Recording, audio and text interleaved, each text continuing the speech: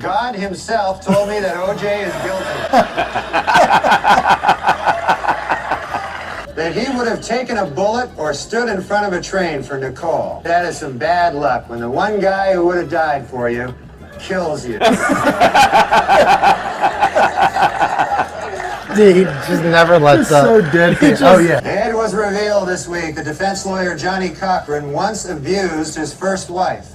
In his defense, Cochran said, "Hey, at least I didn't kill her like some people." You can see the setup coming. Some jokes write themselves. Yeah. Oh no, OJ has struck again.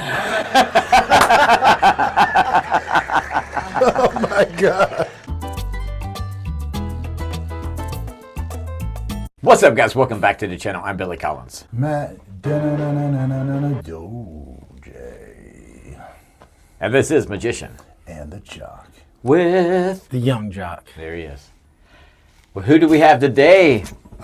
This is a reaction video. It's a reaction shocker. This is Norm MacDonald constant shitting on O.J. Simpson, which he was ruthless on the Weekend Up.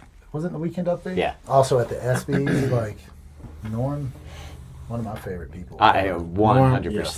His humor is just so on point, but it's like one of those ninjas that would just sneak up on you. You don't know it's going to be funny, and shit, it's funny. Damn ninjas. Ninjas. I don't know if OJ's going to think it's funny, but Yeah, well. OJ, that was before us. When was Yeah, that? I was going to say, like, I 95. might not know all these references. 95? I mean, we were young. Do you remember? No, I remember. I remember the everywhere? Bronco chase, the helicopters flying over above, chasing him. Yeah, I remember holy the shit. verdict when it came out, too. They played The it. glove doesn't fit. You must have quit. Must have quit. When Tim Tebow played for Denver, they're like, this is the most famous white Bronco since OJ's van. Or since his car. Here we go. Potential jurors for the O.J. Simpson case were asked to fill out a 75-page jury questionnaire this week. In the entire state of California, only one person got a perfect score. Xiao Ming Wu, who after the trial plans to attend Caltech. By the way, you can now purchase a bronze statue of the Juice for only $3,395. And for an even $5,000, you can buy one that Al Cowlings has kissed the ass of. Who's that? I don't know who that is. O.J. Simpson's new fitness video was released this week, and hitting the shelves next week, Simpson's newest video, Dwarf on Stalking.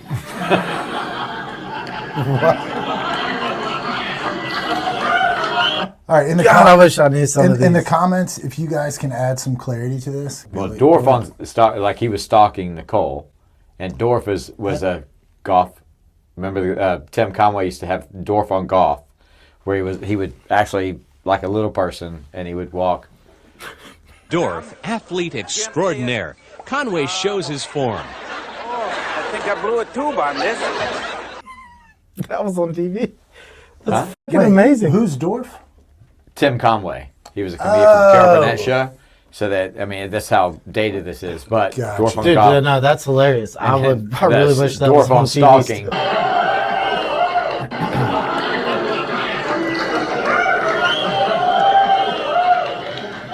Aha. The crowd is torn.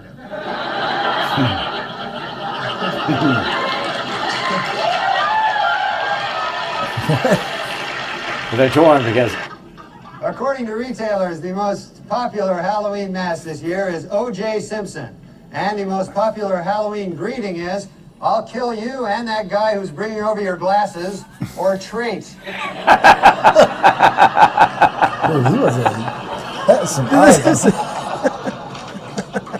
And the Pope came out with a book this week, which contains a series of essays examining faith and morality in today's secular world and the changing role of the Catholic Church as it approaches the 21st century. The book is entitled, "God Himself Told Me That O.J. Is Guilty."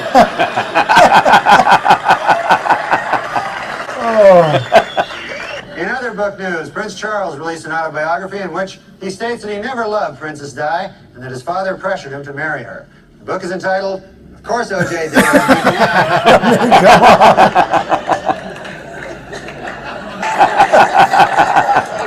You don't get worse luck than that.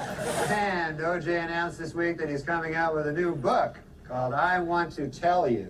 And if it's successful, O.J. will work on yet another book entitled From Football to Prison, My 25 Years of Showering with Other Men.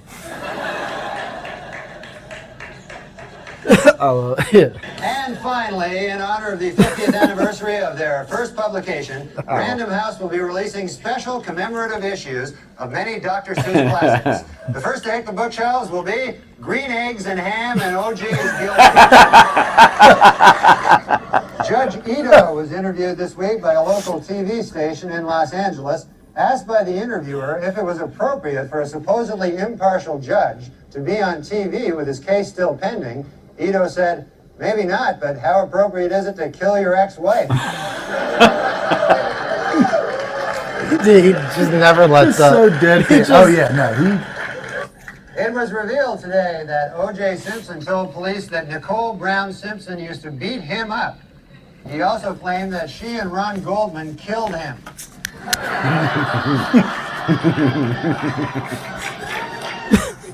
O.J. Simpson's lawyers have decided to skip hearings on DNA evidence and go right to trial. Asked why they did this, the lawyers replied, "We want to get O.J. acquitted as speedily as possible so he can get back to doing what he does best, killing people." Well, let's get to O.J. O.J. Simpson's lawyers say they don't want the families of Nicole Brown and Ronald Goldman in the courtroom during the trial. They're afraid the presence of the family members will just remind O.J. of how much more killing he still has to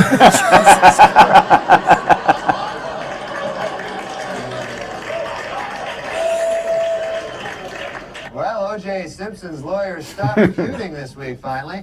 The Dream Team F. Lee Bailey and Robert Shapiro were able to put aside their differences and express their admiration for each other after O.J. threatened to cut their heads off. I'm missing a trend.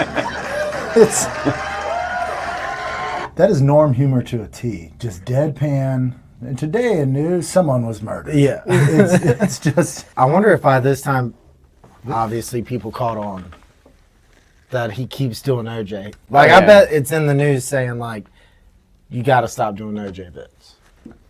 I was wondering. I wonder if that's what makes it even I funnier. was Like, wondering, oh, he's going to do it. How much editorial or how much control he had over what they were going to talk I about. think sometimes Norm was known to when was they said eventually back fired off from it. Yeah, well, he'd that's be what I'm saying, yeah. That's when he would push the pedal Yeah. down a little bit more. And go, okay, So that's well, why I don't it's even care. funny because you know he's been told, "Hey man, can you please Tone lay it off down." this?"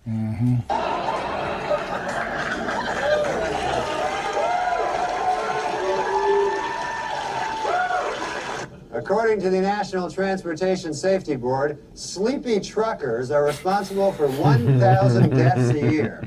In second place, O.J. Simpson, 2 deaths a year. It was revealed this week that defense lawyer Johnny Cochran once abused his first wife. In his defense, Cochran said, "Hey, at least I didn't kill her like some people." You can see the setup coming. Some jokes write themselves. Yeah. Wow. Tomorrow, Judge Lance Ito will take O.J. and the jury on a tour of the now famous crime scene. For the jury, it will be their first look at the actual location. Of course, for O.J., it will be just a case of been there, done that. Judge Lance Ito was happy with the jurors' field trip to the Same crime picture. scene last week. It went off without a hitch, said Ito. Not one murder. O.J.'s pal Al Cowlings now has a 1-900 number.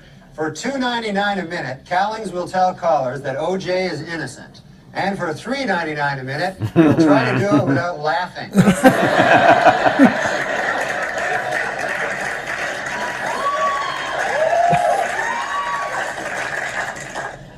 And this week, Simpson defense lawyers questioned witnesses about a half-melted container of ice cream found at the murder site. The Simpson defense has seized upon the ice cream for 2 reasons. 1, it may help fix the time of the murders, and 2, it was the only thing in the murder scene without any of O.J.'s blood on it.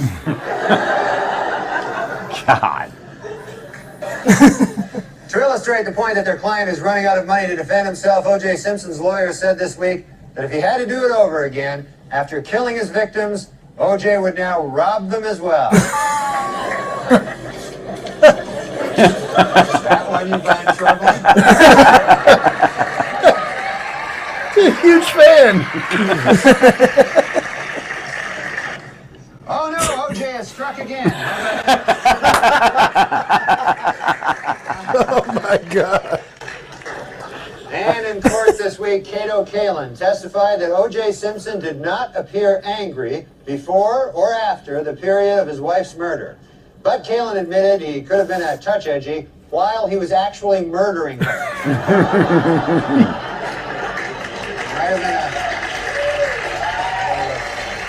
a Hertz rental car company announced this week that it will buy 520,000 vehicles, increasing its worldwide fleet 24%.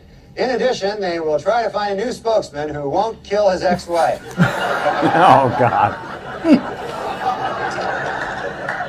This week at the O.J. Simpson trial, the infamous bloody glove was finally introduced into evidence, and O.J. didn't help his case any by blurting out, "There it is, I've been looking all over that."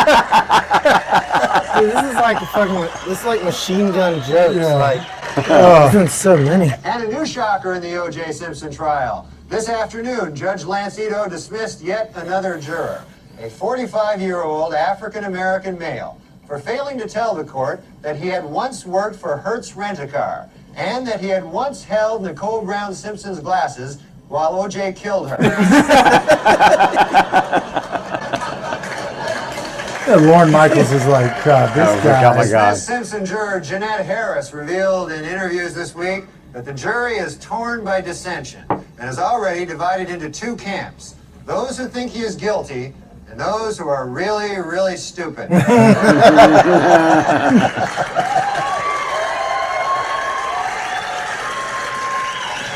bad week for the prosecution of the O.J. Simpson trial. Under intense cross-examination by defense lawyer Barry Scheck, LAPD crime expert Dennis Fung admitted that he may have contaminated the crime scene when he accidentally dropped a big bucket full of O.J.'s DNA. Our top story tonight, this week in the O.J. Simpson trial. After grisly photos of the murdered Nicole Brown Simpson were shown in court, O.J. turned his head away and wept. It was at that moment that he realized he would never be able to kill her again.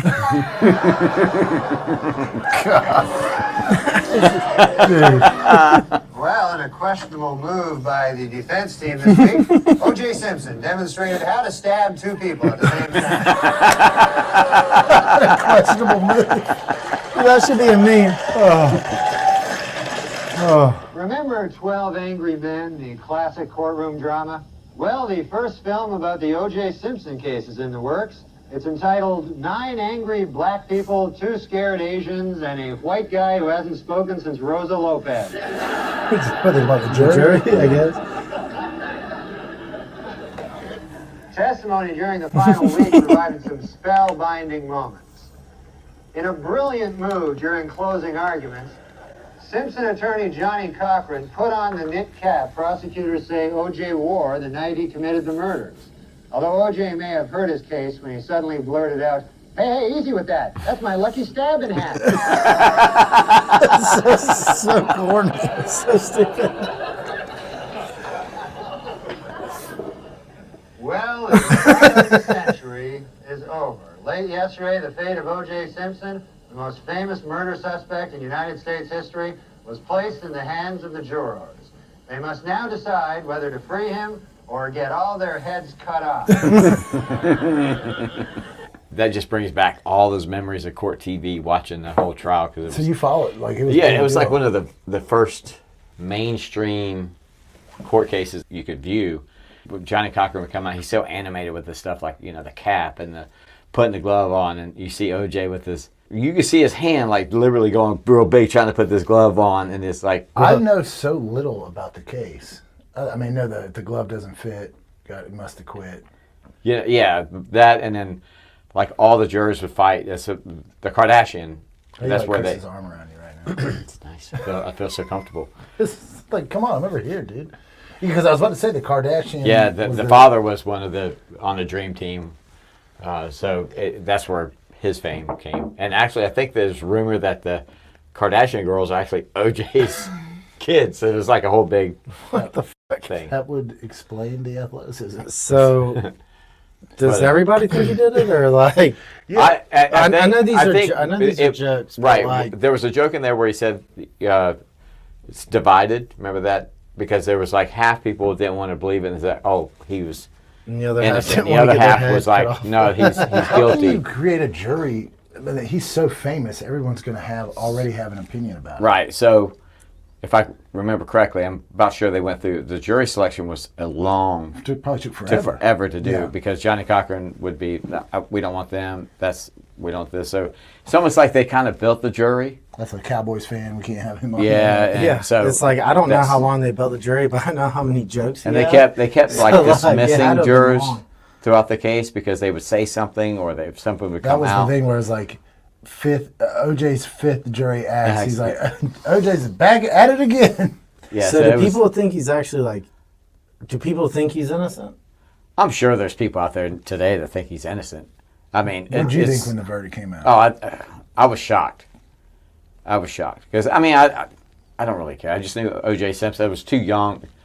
I was too young to know O.J. as a football player when he was with the Bills or One of the even at greatest USC. And, college running backs. Yeah, Very I good mean, NFL running back. Too. you know, but I knew him from the Naked Gun movies and from the I've sideline. seen that. Yeah. The sideline reporting and stuff. So I was like, man, I don't want him to be guilty because this is like you see him in the hearse jumping over the suitcases and stuff, and you're like, man, he's an entertainer. He's not flamboyant, but he's very Yeah, no, he's more than. It's like Mike Tyson who does Yeah, you're more like, than man, I he's love awesome. Yes. Yeah. He's Yeah. someone you look up to. I mean, the But- closest thing we can think of is probably Aaron Hernandez. Now, he wasn't as big, but remember that came out. Like he just signed like a $30-40 million deal, yeah. and yeah, I guess so. you're like, no way. But I mean, he was not anywhere near as in the spotlight. No, as and that was a OJ. pretty big situation, like you said. But the OJ thing was just huge. I mean, everybody just sat around. People were playing out in stores over the loudspeakers, Really? like. What was Okay. going on in the country? Like, was there What like yeah? was what there the other timeframe? stories? That was where there what was that? 95. So that was Clinton. So I think. I was 3. I think Yemen was. We just blew. So it Yemen just blew up a ship. Did Bill Clinton hook up with that chick, and did OJ murder his chick? That was the tabloid. Yeah. fodder. So it was. It was a great time to be a tabloid writer. But yeah, it was an incredible time to witness all that stuff. And Well, guys, let us know. I know there's viewers of Very this channel that ignorant, were yeah. probably tuning in just like Billy was. So where were you when you got the verdict? Do you think he did it?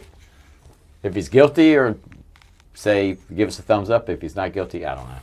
Give us a thumbs up. Yeah, for sure. But do us a big favor, subscribe to the channel, Smash the like button. and we'll see you on the next video. Peace. So Ford Bronco? Mm-hmm. Still a sick car, right? Oh, the The new one, you got make sure you don't get the sport. Get Yeah. the big one. well, First of all, I can't get either. I would get the 90, 91 to 94, the big full size. That was. Do you know it looks good? That 99 Civic. Bro, that shit, when they said Tim Tebow is the most famous white Bronco since OJ's car, that was the funniest meme. 5, 4.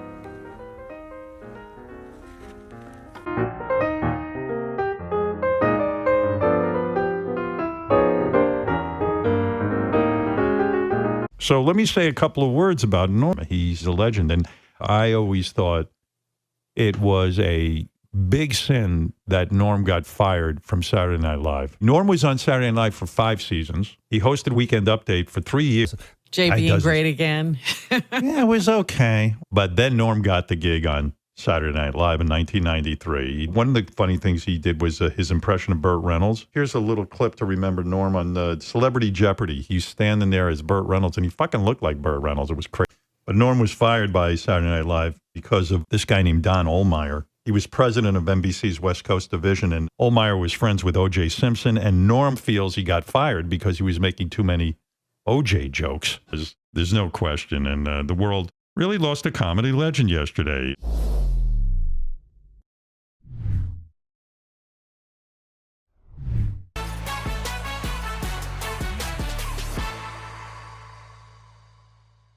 I've just been riding my bike. It's been pretty sweet. Riding my bike in New York is amazing, too, because you ride it on the West Side bike path. I passed this guy, and all of a sudden he went, "Way to go, fat ass." I was like, "Yeah, I'm on drugs. It's for my prostate."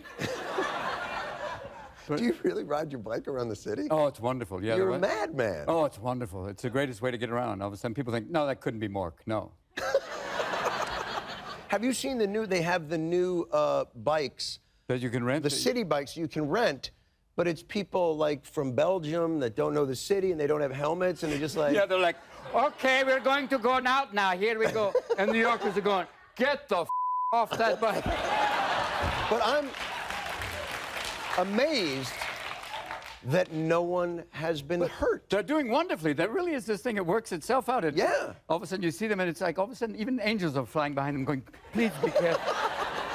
But it's Trying to very protect sweet. You're them. right. It is basically Europeans going, how do I get downtown? Follow the numbers. The numbers get lower. Okay.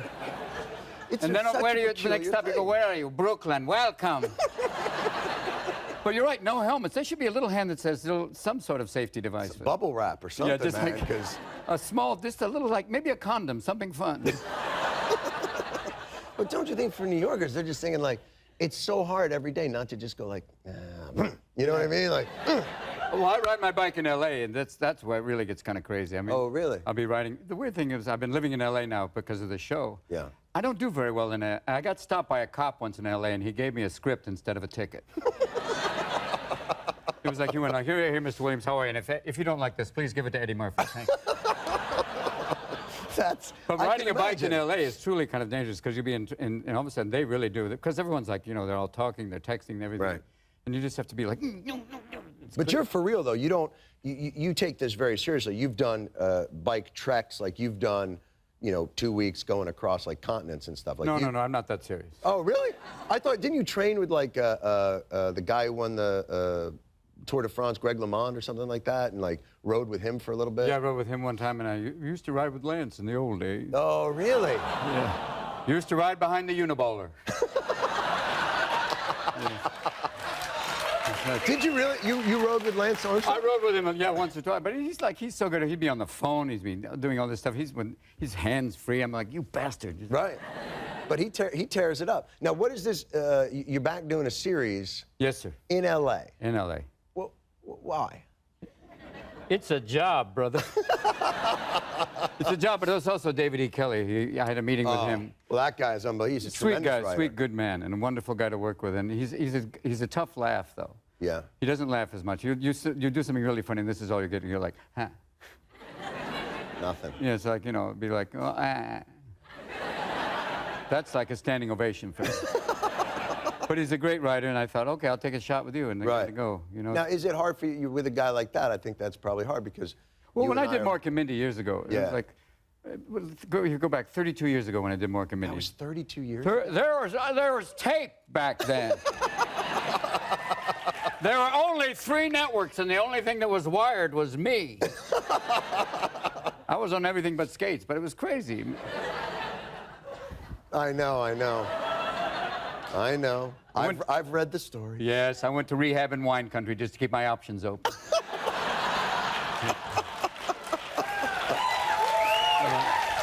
How does it feel now? Do you feel like this is the sobriety and the learning that you've done? Is it a new lease on life? Do you feel like like a the total same reboot. person? Yeah. Like, what is it? Does the brain? Were you worried when I remember when I quit doing drugs and smoking? You remember that now? Yes, I do. But I remember being very fearful that I would lose my ability to work, to be funny, or to write. That I thought that they were somehow Well, I think that's connected. Well, I think there's a higher power. There's also a lower power. Yeah. There's the lower power that goes, text that girl with you and show her pictures of your junk. It's okay. Yeah. She's not going to share that with anybody. And the same lower power goes, you need this. Come on now. I relapsed. I was up in Alaska, and all of a sudden I had been sober for 20 years, and all of a sudden I walked into a store and saw a little bottle of Jack Daniels and went, that'll be fine. That'll be okay. The moment I had the first sip, it was like, all of a sudden it was like, welcome back, ass.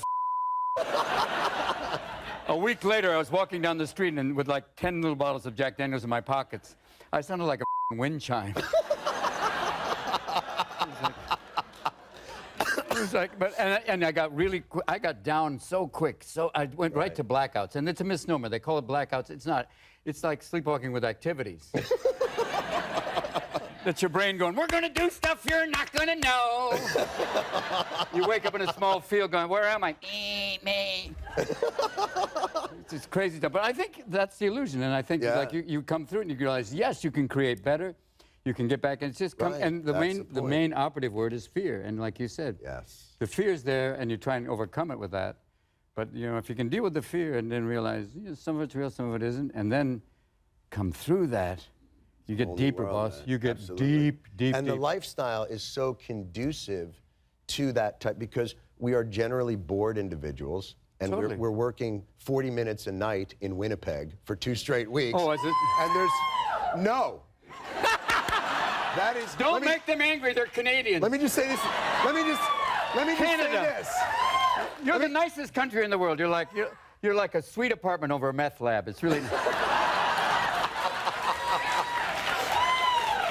But it is that idea of like, and so during the day you don't have anything to do with yourself, and you think like, I bet I could make a crack pipe. You know what I mean? Like, you know, it's like, hey, why don't we have a project? That's like, when does your lower voice have activities?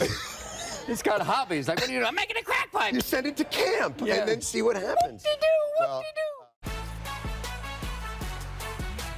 How you doing, pal? I'm doing good. I miss you. I was telling you this backstage. One of the few comics when I don't hear your comedic voice for all, I miss it. It's so funny and so. I'm so glad to see you coming back to TV. Hey, listen, man. I like all your politics.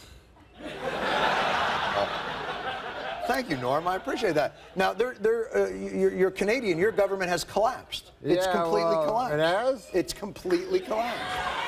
Well, the good thing is it doesn't matter at all.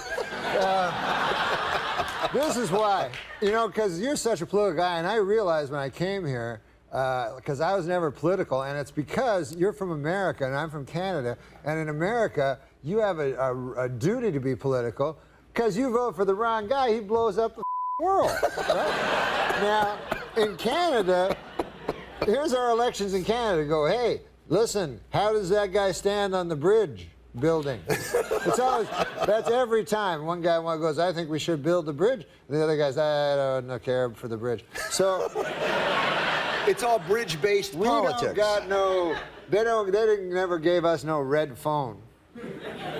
You know, you're president. I thought you were political. No, I didn't realize we had a red phone. You don't realize but here's the part of president America. has a red phone? But here's what it's come to be for in America. And you're the most trusted man in No, America? I'm not trusted. It seems like now, no matter who we vote for, no matter which guy we get, we still blow it out of the world. So, at a certain point, maybe we just like blowing stuff up. Americans? Well, listen, if I was president, man, I'd get on that red phone right away and blow something up. But what would you blow up first? What would I blow up? Yeah. That stupid high school I went to for... Empty building, of course. But listen, man, I'll tell you this, though. With the streets of Libya running with blood... Okay, I'll buy your premise. Yeah. Listen, the Egyptians are so brave, you know, and the guys in Tripoli trying to take over, and Bahrain.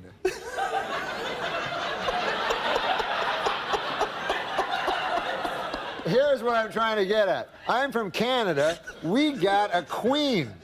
She lives in England, right? We're so we can't get. Seriously, I could get a bunch of buddies of mine. I swear to God, I could get 2 or 3 dozen buddies of mine. We could go over to Buckingham Palace takeover. I would totally do that with you. It's an old bag in a castle. You know what is the most difficult part of that? Finding which room she's in. Do you have any idea? If you go attack her, there's like 130 rooms. We'd probably lose interest before we got to her. Oh, I see what you mean, yeah. But you know, Gaddafi is surrounded by what is he surrounded by? Bahrain. I'm guessing he's surrounded by like dancing girls. He's crazy. Yeah. You know, he's a nutbag. No, he likes the ladies. That's what I heard. Did you know he has a Ukrainian nurse who apparently is... Well, follows her everywhere. Yeah, pretends he's a nurse, but I've heard that maybe there's a little hanky-panky going on. Listen, I don't want to badmouth Gaddafi.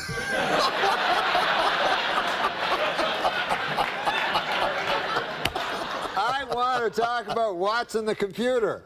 Oh, let's talk about that. I'm happy to talk about that. You know that character? I love that guy. He was on Jeopardy. He crushed. Yeah, he was on Jeopardy, and he crushed. You guys know Watson the computer? Sure. Terrific. Yeah. So, I watched it. It was cool. And the funny thing was, like, they were like, I wonder if, who's going to win? Watson the computer? Or that guy that works down at the hat store? And, first of all, I don't think he should be called Watson, because wasn't Watson the guy that didn't know Sherlock He Holmes? was the helper. It should be Sherlock. Yeah, Watson was like, hey, what about the... And then he'd go, elementary, my idiot friend. So he should have been called Sherlock. But anyways, you know. No, it was a good aside. So, so Watson naturally he's a computer. Crushed him. Yeah. Killed them, you know? And even his stories were better, you know what I mean? You notice that? Like when Alex Trebek would say the story, I go, Watson, I understand you have a story about jail, you know? And then Watson was like, yes, one time Oscar Wilde was in prison and George Bernard Shaw came to him and said, why, Oscar, what are you doing in there? To which Oscar Wilde quickly retorted, why, George Bernard, what are you doing out there? You know? And the guy next to him was like, God damn, I was going to tell my story about the hat. I gave the guy the wrong hat that time.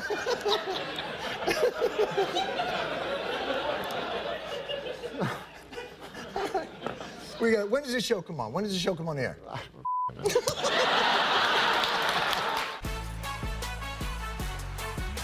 Richard Lewis was the host of, it was Young Comic Special. Right, it was 24 years And you ago. looked like me back then. You were 10 and I was about That's 21. Why, you know why I keep having you back on the show to find out what I'm going to look like.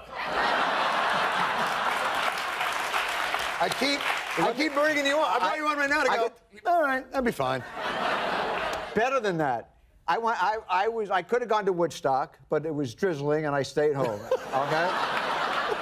But I went to a lot of stuff when I was 16 and 17. Now, if I had anybody in that mug, he could have been my son and it would have been unbelievable. I love it. And you know what I've done? Can I tell you something? Sure, whatever, it's your show. That was nicer than anything my real father ever said to me. Here's the nicest thing my real father ever said to me. You like something that happened when I something in the mud. No,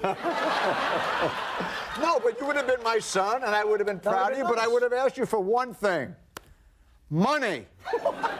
Do you remember the first thing? I met you at Caroline's. I opened for you at Caroline's when it was still at the Seaport. Back in like the early 80s. It was back in late 80s. Yeah, all right. Do you remember the first thing you ever said to me? First line, I'll never forget it. You could have been my son if I someone in the mud. No! The first thing Richard Lewis ever said to me in my life, and I was a huge fan and remain a huge fan, was, I have terrible diarrhea. I said that? It was the first line you ever said to me. I have terrible diarrhea. I'm sorry. It's all right. I was coming back at Caroline's. Remember, there was no green room. I was going to put my coat back, and I had my coat right up on the hook, and all of a sudden I hear from the corner, I have terrible diarrhea. Let me just jump to something. About 9 months ago, I did the Fallon show. But 2 nights before, yes.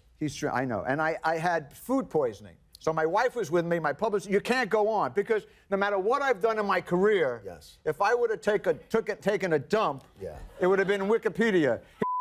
On the Fallon show.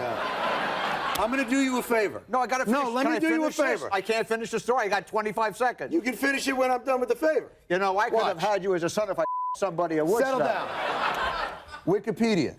Take care of that for him. They're going to write it down for you. No, let me just dig. Keep going. I'll do it fast because I hate leaving. Do it. Because in the middle of a sentence you go, Richard Lewis, everybody, and I could get a stroke. I could get a stroke. I'm in my 60s. Now listen what happened. Are you in your 60s? I'm in my 60s. Please, just You look terrible. 60s? I shaved for you. I dressed up. When you came out, I swear to God, I thought the Bible has come alive. I had no idea. 60s? And why do they always put the Bible in the hotel room? I want a Jewish delicatessen takeout order on the other side. I mean, I kid the Mormons, but I don't care about the Salt Lake. I want a pastrami sandwich So anyway, so I had a stomach pull. You know when you have that, you're on the toilet for 28 hours, and, and I had a. What had you eaten? What had you eaten? It was food poisoning, and I had a recovery. No, that's what it is. I know, so but my wife says you specifically. can't go unfound, and my publicist says we got to. I'm not canceling. The show must go on. So she went. I said, do me a favor, get me the pens, so in case it happens, no one will know. I mean, Fallon could have been like a porcupine. He could have done that. But I didn't do anything. But you got me like this Calvin Klein. They come out with Calvin Klein. Can I stand up? I'd like so that. You put the Calvin Klein in, and it sucks your stomach in like a girdle. So I look like $1 million. So they said, ladies and gentlemen, Richard Lewis. Hey, how are you? How's everything going? You know, so I told my wife. So when I did the show, it went well. And then I went out and snuck out and bought 12 pair. So the whole trip in New York, my wife's friends, he looks great for 60. Let me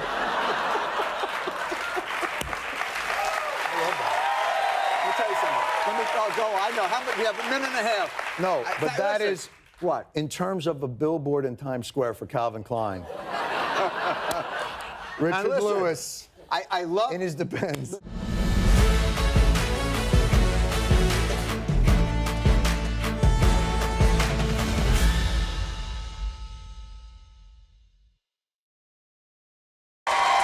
My first guest, one of the best reasons to stay home on Saturday night. He's the anchor of Weekend Update on Saturday nights on NBC Saturday Night Live. Very funny comedian, old friend, Mr. Norm MACDONALD.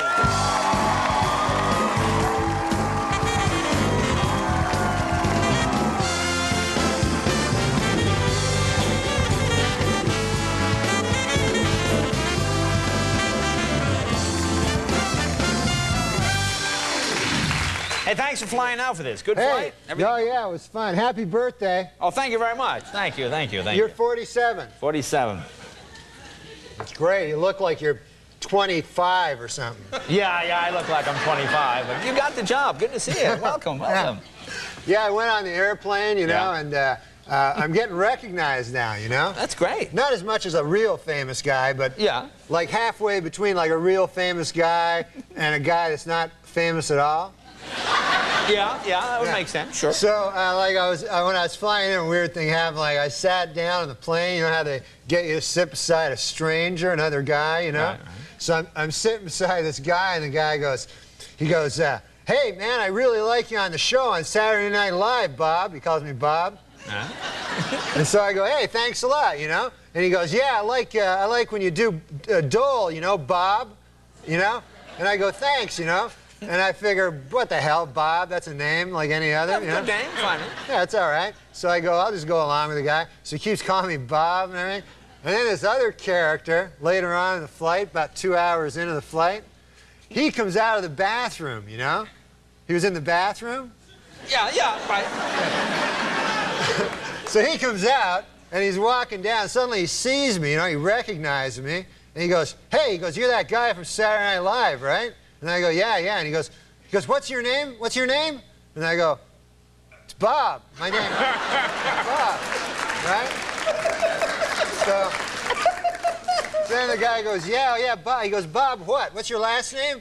So then I was going to say McDonald, Bob McDonald. Then I thought maybe it'll like trigger something in the guy's mind, you know, and he'll remember my actual name. Right. Maybe by saying Bob McDonald, he'll go, no, it's Norm MacDonald. Right? Yeah, well, sure. Then the other guy will go, what? What? I thought you were Bob. Right? So I'm thinking quick, you know, this is all going on in my head quick. Snap, yeah. So I immediately realized I can't say McDonald, so I'm trying to think of another name. I have to say, you can't wait like 5 minutes, you know? right. You can't ponder it, go, what's my last name? Wow.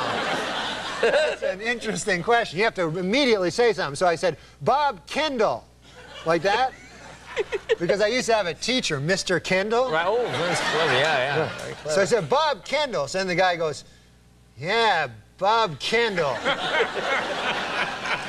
Yeah, Bob Kendall. Made like a face like that. You ever do this when I'm on a plane once, and I sit down, and I'm sitting next to a guy, and he doesn't recognize. This is like before I was doing this. I like guest hosted like 3 times. Yeah. And someone passes by and goes, hey, how you doing? I enjoy work. Nice to say. I go, oh, And the guy says to me, well, what are you, an athlete or something like that? I go, no, I'm not an athlete. I said, I'm a comedian, I guest host of Tonight Show when Johnny's not there. And then he says, I watch your show every night. I've never seen you. Well, now I have to go find that. Now I have to go find the guy and bring him back to prove that it was really me on the show. But how you doing? Everything okay at your house? Everything good? Oh, yeah. Well, I'm having a little trouble. I have a cat, You have a cat? I didn't know you were a big cat lover. Yeah. Oh, yeah. No, I don't love them, but I have one. Yeah. I don't understand that. I keep it at a platonic level. Oh, I see. Yeah.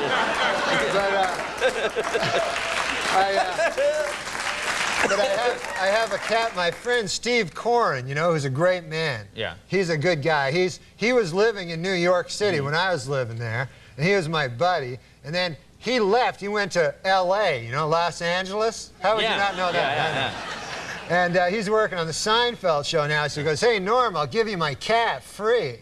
So I'm always looking for a good deal, Yeah, free. A free cat. So I get this cat. So then, like a couple weeks later, he has a heart attack. The cat? Yeah. Have you ever heard of such a thing? No, but... I know. Who would know a cat could even have a heart attack? It's crazy. So what happened? I came home, and I go, okay. And I walk through my door, into my apartment, and there's the cat, and he's got, like, foam coming out of his mouth, and he's going, like... and there's foam and everything, and he's, like, crazy. He's acting like a crazy cat. Right. And so, like, I'm scared. I don't want to go near him because I can tell, like, he's delirious and maybe, I don't know.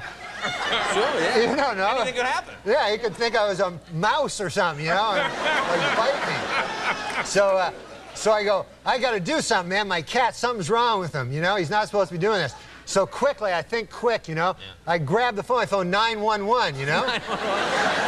And it turns out they don't want to hear about a cat. No, that's only for people, They said that to me. They go, this is for people. So I said, all right, I don't know what to do. What's the cat number? They go, just get off the phone. They got to keep the lines free. You know what I'm saying? They don't want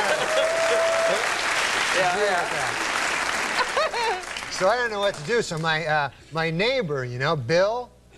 Right. Yeah. It doesn't matter what his name is, but his name is Bill. So I knock on his door. Bill. He's not home. Some other guy's there. I don't know what the hell is going on there.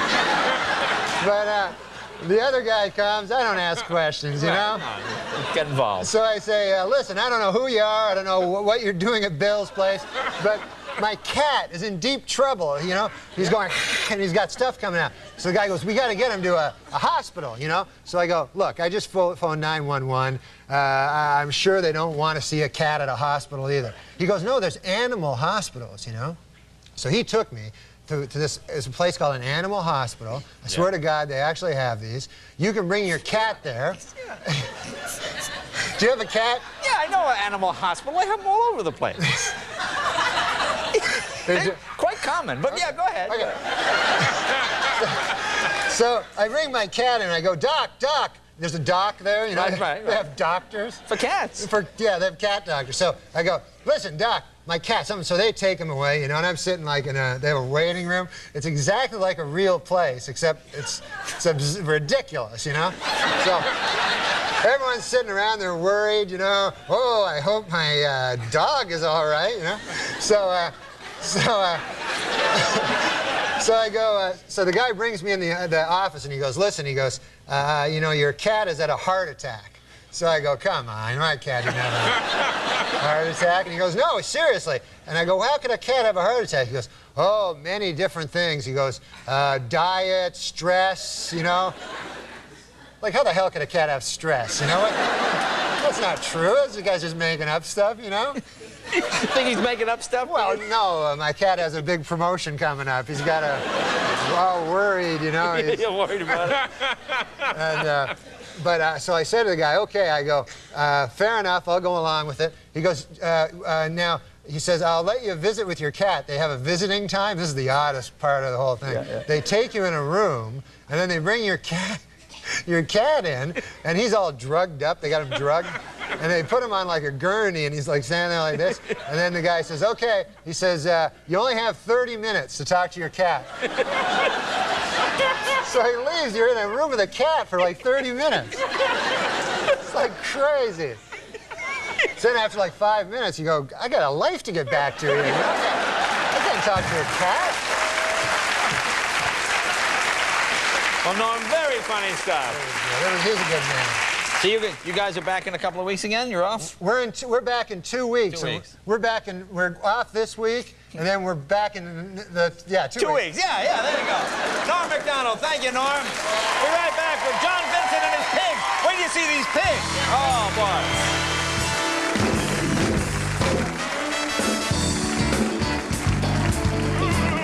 My family comes from Russia. They're Russian Jews.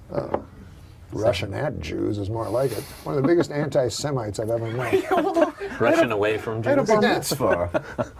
What? I had a bar mitzvah, Norm. Yeah. You did? Yeah. Wait, are you Jewish? Yes. Get the fuck out of here. No, I'm kidding. I love the Jewish people. Yeah. He's a half a Jew and a half a self-hating Jew. That's called anti-Semite. An anti-Semite, yeah. He's a half a proud Jew and half a virulent anti-Semite. So Disagree. He's conflicted. He's a virulent anti-Semite. That's come out on the show. He had a bar mitzvah. But there's never anything about... Virulent? Well, he's a Is that a Holocaust word? denier. Oh. I know you're very good friends with David Irving, the author, who he reads constantly. Yeah, I'm not friends with David Irving. Do you know that he, though, is a revisionist? Oh, you're a revisionist? Well, he's a denier, Holocaust denier. But he's never read David Irving because he said he's too smart. And I tell him, well, David Irving would be your biggest ally, you know what I mean, instead of these morons. You knew David Irving instantly when I said it, as if you're his best friend. He's Jewish. Are you Jewish? Yeah. Okay, then you'll get it. Oh, okay. Okay. Half Jewish. No, I'm full. Full Jewish. Full Jewish. All right, then. But you're young, so you might not get it. Maybe. Okay, so here's the joke. Holocaust denier. Awesome. I'm not going to hold that against you. Thank you. Totally agree. 30 kids. Oh, was it 50? Something well, like that. It's the same thing. Some people just, they the whole deserve 6 capital. No. Get into Are you numbers. anti-capital punishment or something? No, I'm pro-capital punishment, but this guy starts talking numbers and deaths. Be careful, because it always gets back to the Holocaust denier. What? What do you mean when you say stripped of everything? Don't start this again. Please don't start this again. He doesn't believe in the whatever. I never got to go to He camp. doesn't believe in the Holocaust. I never went to camp when I was a kid. Is that a good change of subject? He doesn't believe that the Holocaust happened. Do you not believe that? I had a bar mitzvah again. Why would you have a bar mitzvah if you didn't believe the Holocaust happened? Jesus, every time. I'm surprised this guy's still on the air. He's a Holocaust denier. Oh, well, I'll have another one for you tonight. Soon as we leave here. He's a revisionist, a Holocaust denier. Oh, God. Wow, you feel better. All of a sudden. Wait, is it? Are you or not? I had a bar mitzvah. Yeah, I had a bar mitzvah. I'm full Jew. What do you think about guys like this, though? This guy? Yeah. He seems like comes around. This is his little joke against the poor masses that came out of a chimney. Being from Manchester, this has nothing to do with the Holocaust. I didn't bring up the Holocaust. You did. I love the fact you sort of gleefully said, I didn't bring up the Holocaust. I normally do by mistake, but today, didn't even bring it up. I know what a Passover Seder is, but the worst Passover Seder is when you're there and this guy is talking about the smokestacks of Birkenau not being true. Because he doesn't think it's true. There's no way I would bring that up at Pesach then. You can't ignore it. I ignore this fucker when he starts talking about the smokestacks at Auschwitz and how the shadows couldn't make sense and all this shit.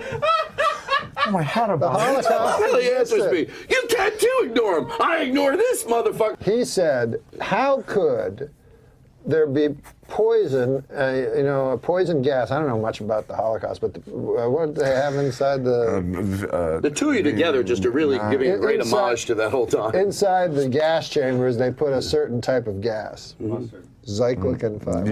Zyklon gas. Now,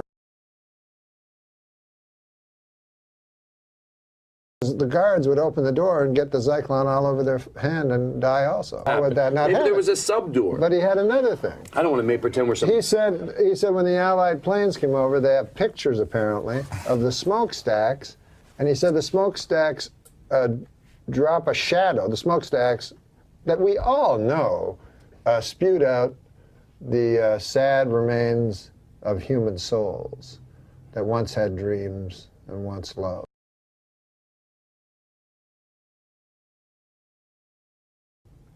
He says it's all a bunch of horse shit. He tells me this big story about how the pictures from the planes on Dachau and stuff don't show enough. The chimney is not long enough. It doesn't cast a long shadow enough to have possibly been big enough to service the killing machine of Hitler. That's what he told me. I've been saying that for years. Oh, yeah.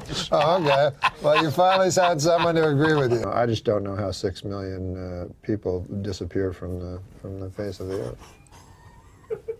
Ask this motherfucker. He's the one that thinks that it didn't happen. Well, this is the closest I've seen to him admitting to the Holocaust, where he said, I think people have died. He's like 6 million, 600. What's the difference? I'm like, Well, there's a lot of difference. There's a Adam. huge difference. Listen, everybody's entitled to their opinion. I say 6 million, he says 600. You say probably a number in between there somewhere. I need your love. You free my mind. I need your love. Yeah, you free my mind.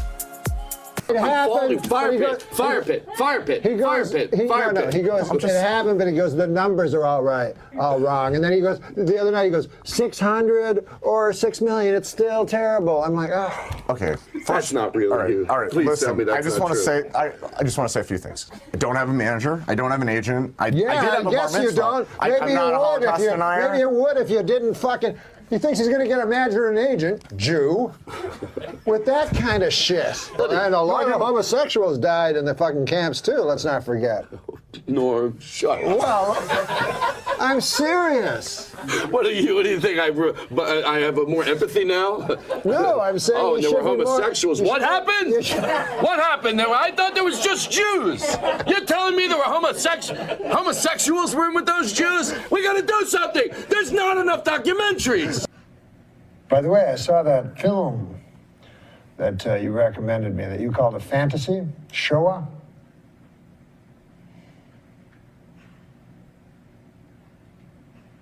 Horrifying.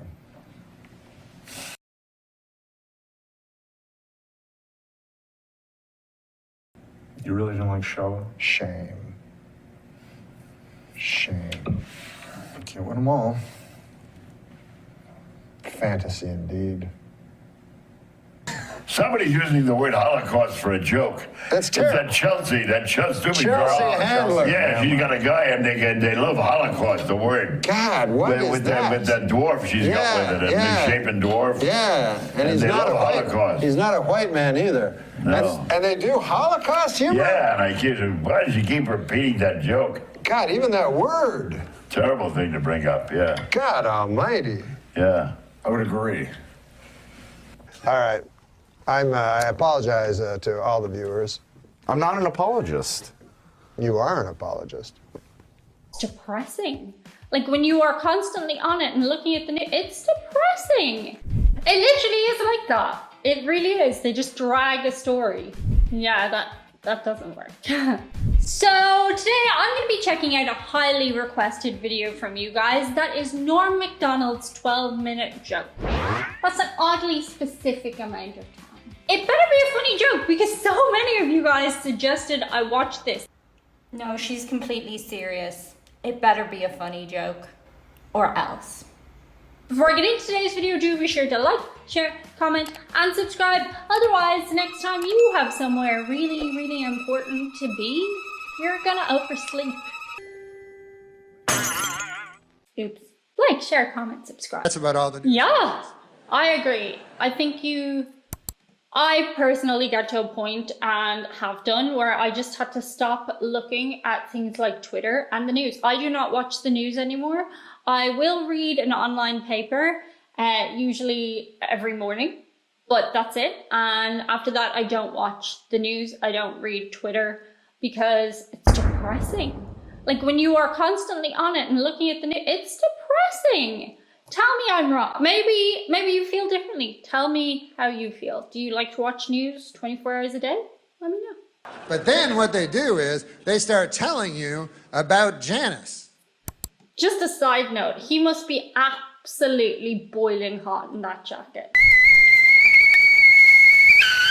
I mean, I'm sitting here under one little light and I'm warm, and he's there on a stage. I've been on stages with like little bits of sweat dripping down. I mean, glowing. I glow, Mom. I never sweat. But he must be absolutely melting right now with the heat. Why did he do that? Was he insecure about his body? Was that a reason? I bet it was, even if he didn't talk about it publicly. I do a little bit of TV presenting, and in terms of tiers, the people in the studio are higher up than the people on the street, for sure. I would like to meet her one day. That would be a lot of I forgot she vanished. He has great skin. I know that's completely unrelated. We've all thought about it though, haven't we? We've all thought about how we would get away with it. Anyway, as a woman, let me just say, always change up your schedule wherever possible. I do. I walk through at different times every day. You can't predict me. You can't predict me. Deep crave. Right.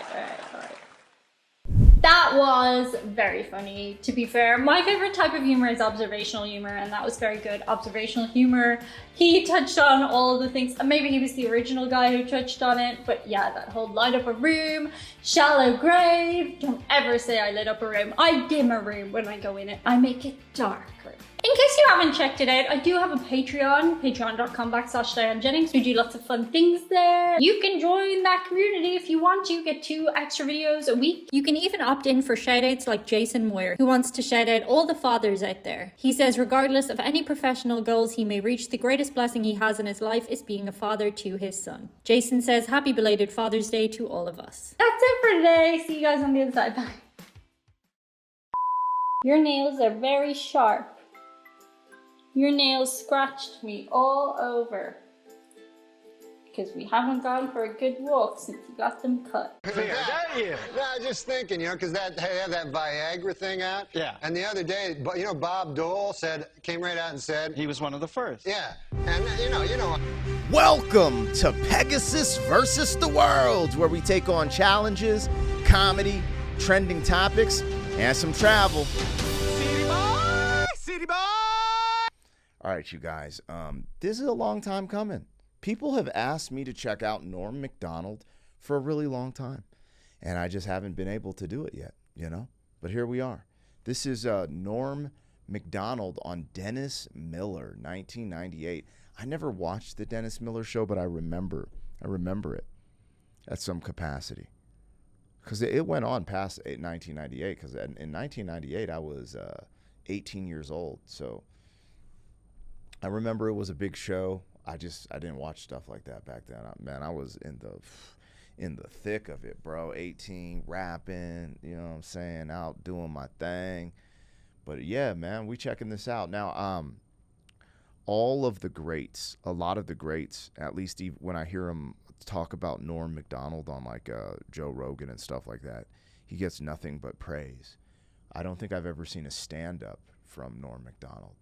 So that might be something to check out if you guys show up for this. Y'all just tap in with me. But I wanted to check this out. I thought it would be dope to, do a little something new and peep game. Let's see where we're watching this so we can show love to the person who put this together. Bruce Zillist put this together. I don't know if it's like a clip or clips, but we're going to check it out. Now, the most important thing is, where did the content come from? It came from the Dennis Miller Show. So make sure you go out there and try to find the Dennis Miller Show. If I didn't see an official YouTube, but wherever you can stream, purchase, rent, support the original content. Reactions are not a substitute for the original. What I'm doing isn't a substitute. I'm not gonna, redistribute. We're gonna watch this clip, break it down, have some commentary, have a good time. So let's get into it on Black Pegasus. Link in the description of my other channels. And let's rock. Let's check this out. This is Norm MacDonald on Dennis Miller, 1998. The best guest ever. here, don't you? No, I was just thinking, because they have that Viagra thing out. Yeah. And the other day, Bob Dole came right out and said he was one of the first. Yeah. And you don't want to hear about Bob Dole's cock, I mean, President Clinton's cock, Bob Dole's cock, what the hell? But mostly, an old. Politics is just a sword fight at that point. Because back then, I don't know. I think that was Clinton era. I forget, man. But Clinton, bro, he out there doing the most with cigars and Monica, and y'all know how it gets in the club, 4/5 in the club. Old man like that, an old man, you don't want him to have a super hard cock. You know what I mean? Why? Why? Because an old man, you want him to be got a pipe going, a newspaper, the dog at his feet there. Well, that in some corners is considered pipe. Oh. But now they're going to have to create some goddamn pill that makes women aroused at the sight of a fucking 70-year-old dude with a super hard cock. You know what I'm saying? It's crazy. This Viagra. It's insane. And you know what it's for? Impotent people. All right, it's for impotent guys. So get this. I read this. The pill can make your cock hard for 4 hours. Right. So now, who has the 4-hour hard cock? The impotent guy. The rest of us are fucked. Me and you got our regular cocks. Meanwhile, fucking Spade is,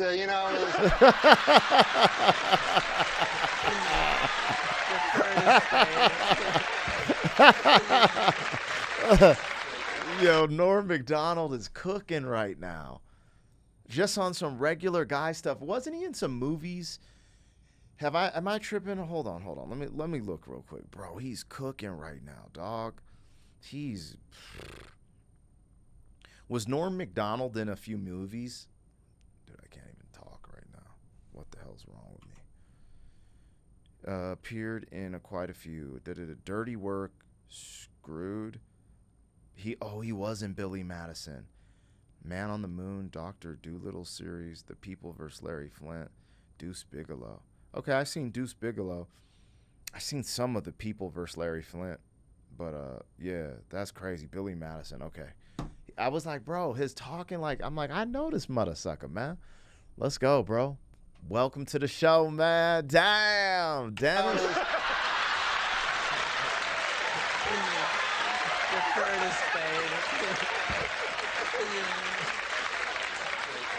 Spade got cooked. Yeah, I didn't see it. I didn't see it coming. Dude, I know you didn't. He brought it all around and then a vicious rip kick into his best friend's gut. Once there's too much cock talk, I try to just zone out for a minute till it goes back the other way. If there's too much cock talk, this guy has fevered nightmares all night. Dreams, I mean, like sweaty, fevered dreams from the cock talk that's been all over his head. Why bury me twice? He's killing me. No, he's a good man. That erased it. All right. No, he's a good man. Who cares? After all that, that's the whiteout he puts on. Yeah, I know, it's hard. He talks about you doing chin-ups on cock for 18 minutes. No, he's a good guy. If you're gay, he's a completely straight guy. He gets a lot of ladies. You know that about him with the ladies. Don't say ladies. Women, girls. Okay, thank you. Ladies, what are we, fucking on an FM station here? He's Don Cornelius. Yo, what is this? What was the Dennis Miller show? But these gay guys, man, I was reading, you know about these gay guys. I haven't even said hi yet. All right. Tell me what it is with these gay guys. I just read this thing about the George You're reading Michael. a lot, aren't you? Yeah, I got a little time off. Now I read the newspaper.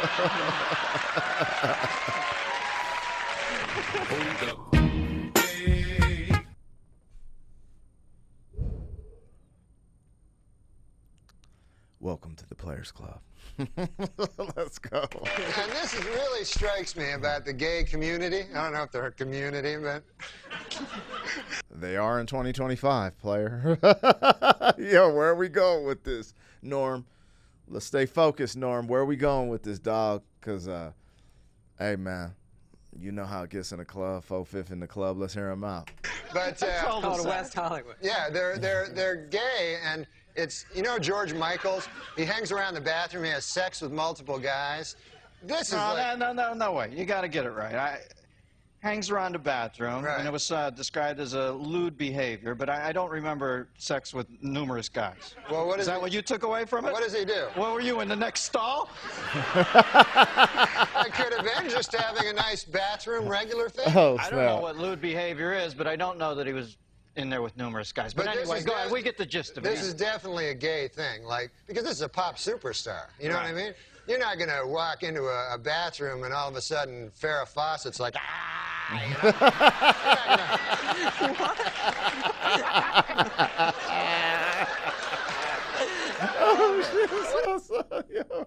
Yo, he's cooking. Oh, fuck. I gotta hold my ribs. I got a light rib injury in jiu-jitsu, and when I laugh too hard, yo, it's like that Farrah Fawcett. Yo. Ironically, it takes a plumber to fix a faucet, so you give him that pipe, if you know what I mean. Damn, that's a bad joke. I'm sorry, you guys. All right, man. I don't know if I can make it through this one. Damn. I might need to go to the doctor. Yo, this is so stupid. Farrah Fawcett's like, ah!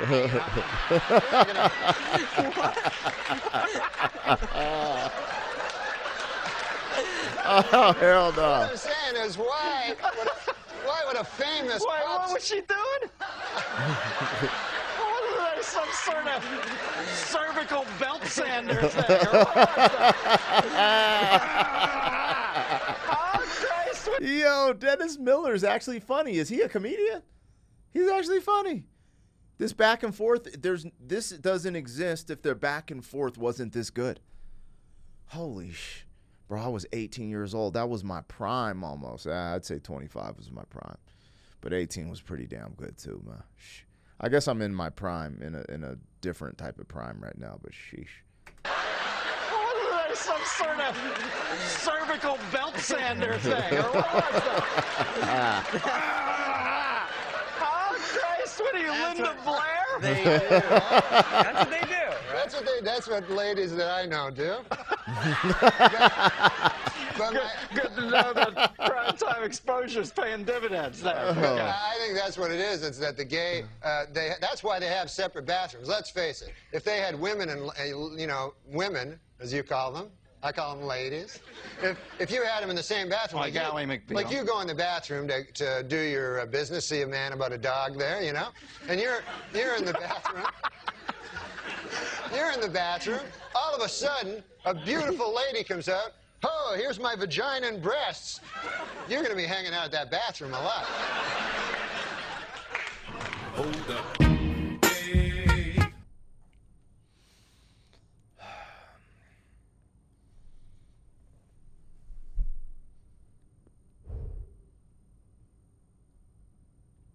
Canceled.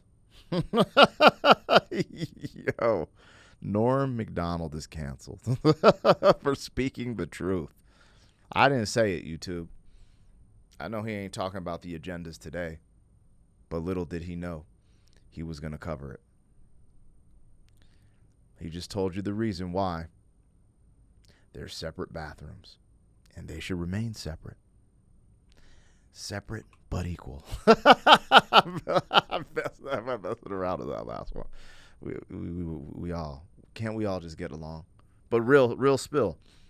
Think about how simple this was to say something like that. He's joking, having fun.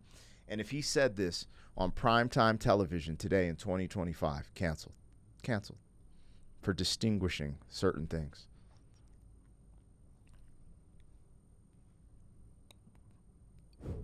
I'm going to let you guys think about that just for a second. All right, let's continue. A beautiful lady comes out. Oh, here's my vagina and breasts. You're going to be hanging out at that bathroom a lot. So I don't blame anybody for anything. Can you believe Olmeyer didn't get him? We're all the same, man. Actually, he reverted. He reverted by saying we're all the same. That's crazy. I didn't know George Michaels was up to no good. I react to a lot of George Michael stuff. He's an amazing singer. I didn't know he was out there popping it off, chocolate sauce, in a bathroom. I mean, I'm not gonna act like I'm above the law, you know, but damn, Georgie boy. Okay. Have you ever met Omar since then? Don Ohlmeyer I met once, yeah, after he fired me. Yeah. Then I went and visited him in his office, which it wasn't an office I've never seen. It was like a wet bar and a bunch of weird sports trophies. He's a big sports guy, you know. Yeah. So he explained it to me what happened, but he did it all with sports stuff, you know. Like you said, man, you see, you're the number 3 hitter, but now you're going to be number 8. And then later on, Ken Griffey will show up. I didn't know what the hell he was talking about. And then I said, well, Christ, man, what the hell am I supposed to do? And he goes, I don't know, just walk it off, you know? And I'll put it in sports terms why you got fired. You were fucking with OJ too much. That's exactly why you were fired, man. Well, I don't know. That's his buddy. Yeah, it's his buddy. Yeah, well, that's why you got canned. OJ's a good guy. I mean, he's not... We got to end on that, Normie, but there's what they'll remember you by. OJ's a good guy. Man, Thanks for coming on. Norm MacDonald and David Spade, stick around. Damn, that's kind of crazy. I don't know why that's freaking me out. He said that's what they'll remember you by. Hold on, because I don't really know much about Norm. I don't think he's here anymore, right? Is Norm MacDonald still alive? Question mark.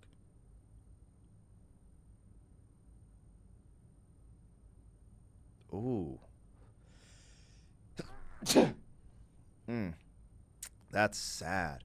I think I knew this because this was going down during the pandemic time. He passed away in 2021 at 61. A private 9-year battle with cancer. Damn, Norm. R.I.P., homie. You know, when I hear something like that, I totally understand it. I'm talking about his cancer. Rest in peace. This was a funny ass clip. If you guys rock with this, we can check out more. I have no problem with this. This is dope. This is funny. This is great. But on a serious note, a 9-year battle with cancer is not easy. My mom battled cancer on and off because it kind of keeps coming back for certain people for 15 years. It was rough. He was only, 6 years away from what my mom had to deal with. So, like, I have an idea of what he dealt with. And for him being so funny and charismatic, it's just like, damn, man. It's unfortunate. Lost a real one. Only 60. Only 60? It's 2025. So, what, that's 4 years? So, he'd be 64 right now. It's effed up. My mom passed away in her 60s around the same time. It's weird how life kind of catches up to you in your late 50s and 60s. A lot of people. I know typically women live to like, I think it's like 80 and men live to like 77 or 76, something like that. It might be off where it's like men 75 and women 79 or something like that. But you get it. Women live longer than men. I wonder why. Anyways, you guys, let me know what I got, what I missed. Like, share, comment, subscribe, and hey, I'll catch you on the next one. City boy! City boy!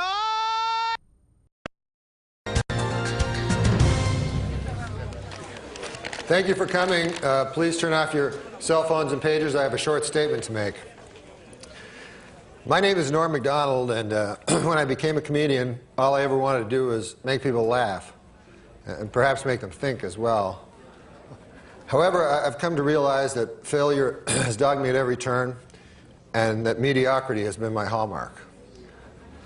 So it is, with a heavy heart, but a clear conscience, I've decided to retire from show business. No. Norm, what about a reality show? No, there'll be no reality show. I'm not going to eat a plate of bugs. Call me old-fashioned, but I do not believe that you have to shock people to get a laugh.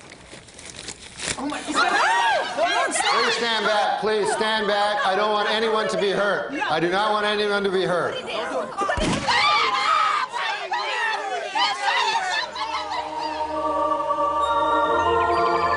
Approach this white lake. I feel more and more peaceful. Uncle Joe! Grandma! Hello, Norman. Hey, Uncle Joe, I see your fishing pole there.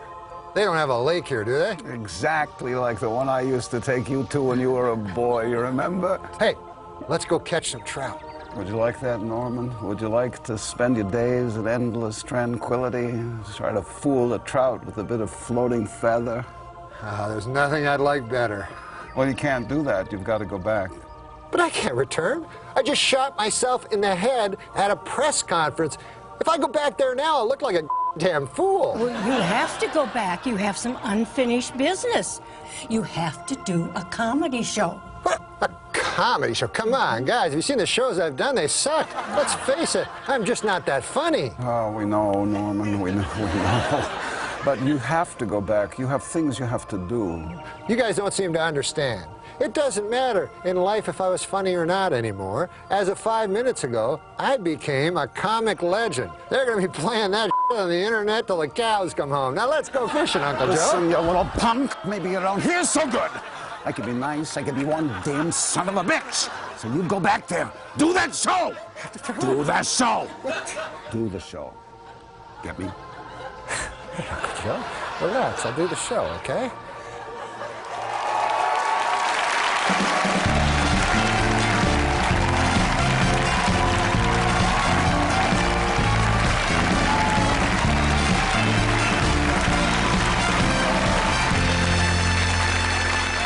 Well, folks, I know you're thinking, you're going, hey, Norm, why are you wearing a crazy getup with some kind of a cave set behind you? Well, here's the thing.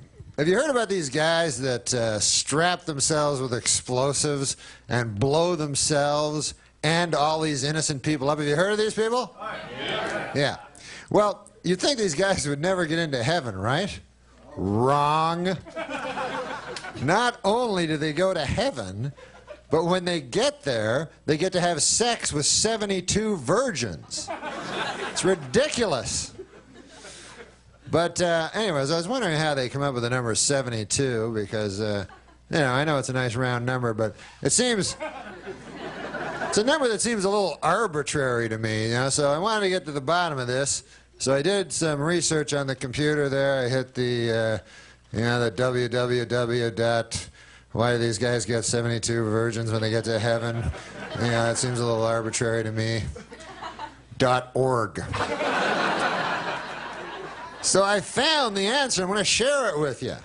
But instead of just telling you, I thought it would be better to dramatize it in the following playlet.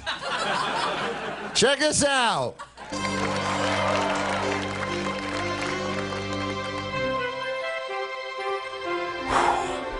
Oh, is it hot out there or what? All right. Okay. All right. Where is he? Let the planning begin. Yes. Hey, fellas, what's up? Oh, there he is, our hero, well rested and ready to start his mission. Yes, I am set to go. Give me a hug, Okay, Akbar. Okay, well, let's go over the plan to make sure we got it all straight, okay? All right. At rush hour, you run to the corner of Camel and Oasis. You start screaming something crazy at the top of your lungs. And then you push this button. Okay, pretty simple. Any questions? No, no questions at all. Just a few. I was just wondering, there's so much explosives and dynamite. Won't people notice me putting them around the corner? Also, how far can I be from Camel and Oasis before I can safely press this button? Akbar, don't you remember talking about being a martyr? Oh, yes. I want to be a martyr more than anything. You do know what a martyr is. Of course I know what a martyr is. A martyr is a guy who blows up a lot of people. Then he runs away. He lives into a ripe old age as a beloved hero, enjoying his martyrdom. No, Akbar, that's not exactly what a martyr is. Really? Are you sure? Because I always heard it was a guy who blows a lot of people up and then runs away and lives to a ripe old age. Of course I'm sure. I'm sure of what a martyr is. A martyr is, well, frankly, someone who blows himself up But that last part sounds a little dangerous. Listen, Yusuf, you're a nice fellow and everything, but this is not for me. Look, wait. What if I was to make it worth your while? Huh? Well, I mean, what if I said that I would take care of your children and your wife for the rest of their lives? Oh, no. Akbar is not married. You do not know Akbar. Akbar likes to play the field. As Akbar always says, why buy the cow when you can have sex with many cows for free? Hey, you like that one? Very funny, Akbar. I always heard you're quite a ladies' man. Well, I live in a cave with no running water. I do all right. Wait a moment, huh? Wait a moment.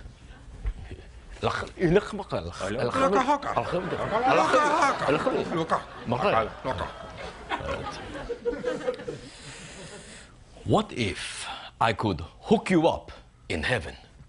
In heaven? Yes. Imagine this. Upon completion of your mission, you will be greeted in heaven by 25 hot ladies. 25. 25 hot ladies? Oh, that sounds... 25 sounds a little low. How about 100? I do it for 100. 100? Akbar, be reasonable. I'm not a magician. All right. 30 hot ladies. That's my final offer. 30! 30 is an insult to me. I consider doing it for 95. 95? You're killing me, Akbar! I'm killing you, that's rich!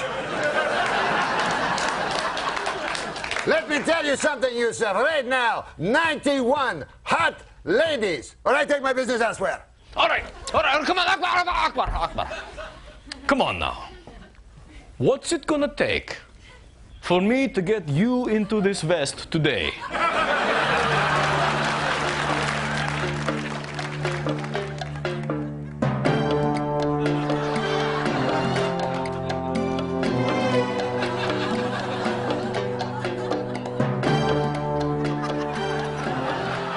All right, Akbar, 72 of these.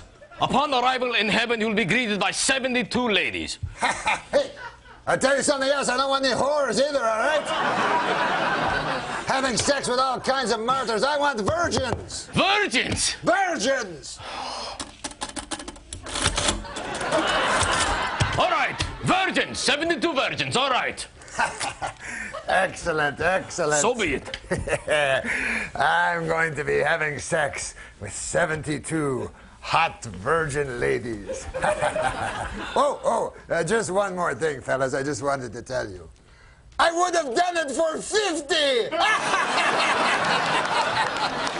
See you later, suckers!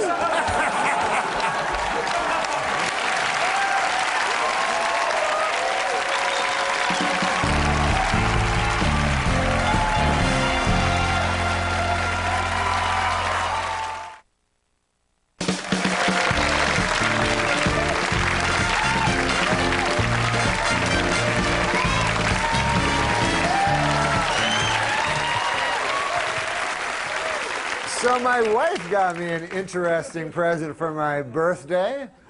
Let's take a look at what she got me for my birthday. Hey, there's the birthday boy. How about some wine? This is really sweet of you, honey, but geez, you didn't have to go to anything special here. Oh, no, mister, I'm just getting started. I got you that present you've been wanting. You got me the green shirt? Oh, the other thing you've been wanting. Listen, we've been married almost 2 years, and I know things can get a little predictable in the bedroom, but I've given it a lot of thought, and I decided to give you that thing you always wanted. I don't know what you're talking about, Christine. A threesome. A threesome? Oh, my God. That's the greatest gift ever. I can't believe you. I mean, why would you think I'd want a threesome? You have been dropping a lot of hints. I mean, you mutter threesome over and over in your sleep. You named your boat Threesome? So for your birthday, I really wanted to get you one. Wow. Christine, you're the greatest wife in the world. Oh, honey, why don't you see who that is? Huh. Yeah, okay, sure. Oh, hi, Gwen. Hi, Norm. Hey, listen, Gwen, we're kind of in the middle of something right now. You picked a real bad time, so, hey, maybe you could come back tomorrow, huh? Okay. Bye, Gwen. Man, talk about your dumb luck, huh? We're trying to plan our threesome, and Gwen shows up. Gwen was here for the threesome. Gwen? Well, she would be a terrible choice. She is an awfully good friend. It could get awkward. I'll tell you what. I'm gonna find us a woman we don't know. Huh? Wait, Christine. You don't understand. You're more than enough woman for me, honey. Oh. So you don't want a threesome anymore? No. I want a threesome. But it's just that when I'm talking about a threesome, I don't want another woman. I want a guy. What? A guy. A dude. A man. A fella. Whoa. Okay. Oh, gosh. You know what? I'm not sure that's something I want to be a part of. Well, why would you be a part of it? Because it's a threesome? Oh, my God, Christine. Do you even know what a threesome is? A threesome is me and two other guys.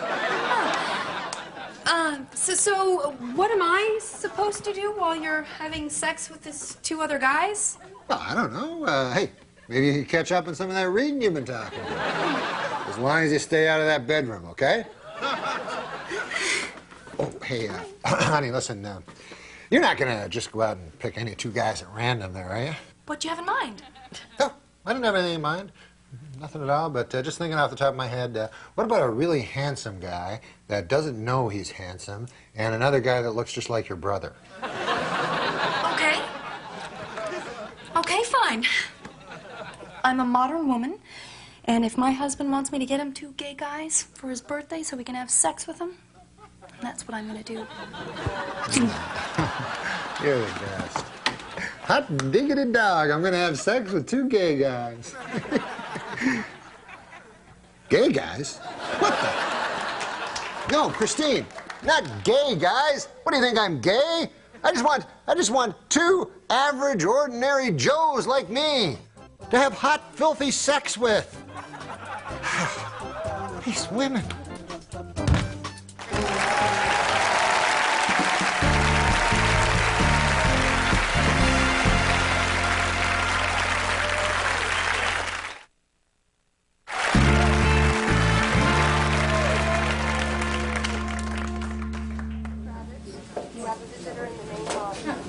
Mrs. Burleson, I'm Dr. Fredericks, head of the burn unit. I understand you're the woman who set her husband on fire while he slept?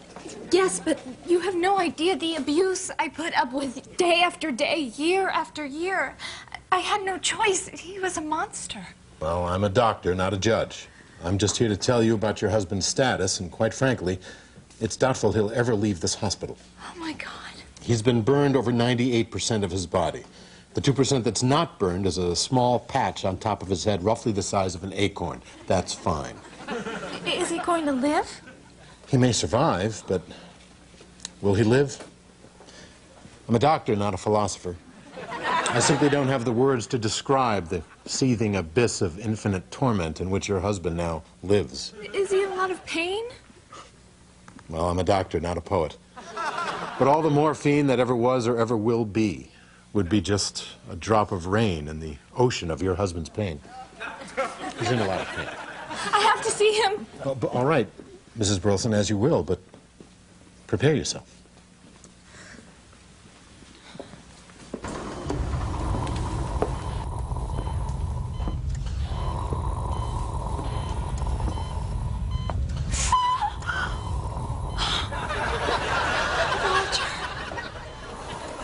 Roger.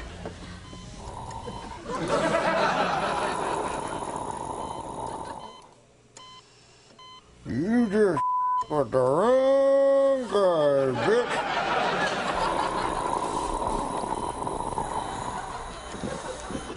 You just put the wrong guy. What's the matter, whore? Can't cut your tongue? Please, Mr. Wilson, conserve your energy. You think your big boyfriend's gonna protect you, bitch? I don't think so. 'Cause you just at the wrong already. You tell you very motherfucking bed. Anybody gonna burn anybody's bed, I'll burn your head, bitch.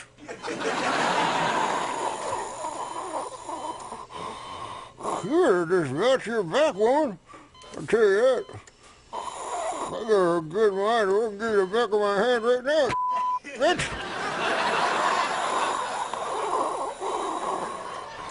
You better watch yourself, woman, 'cause your ass is grass, whore. Goodbye, Roger.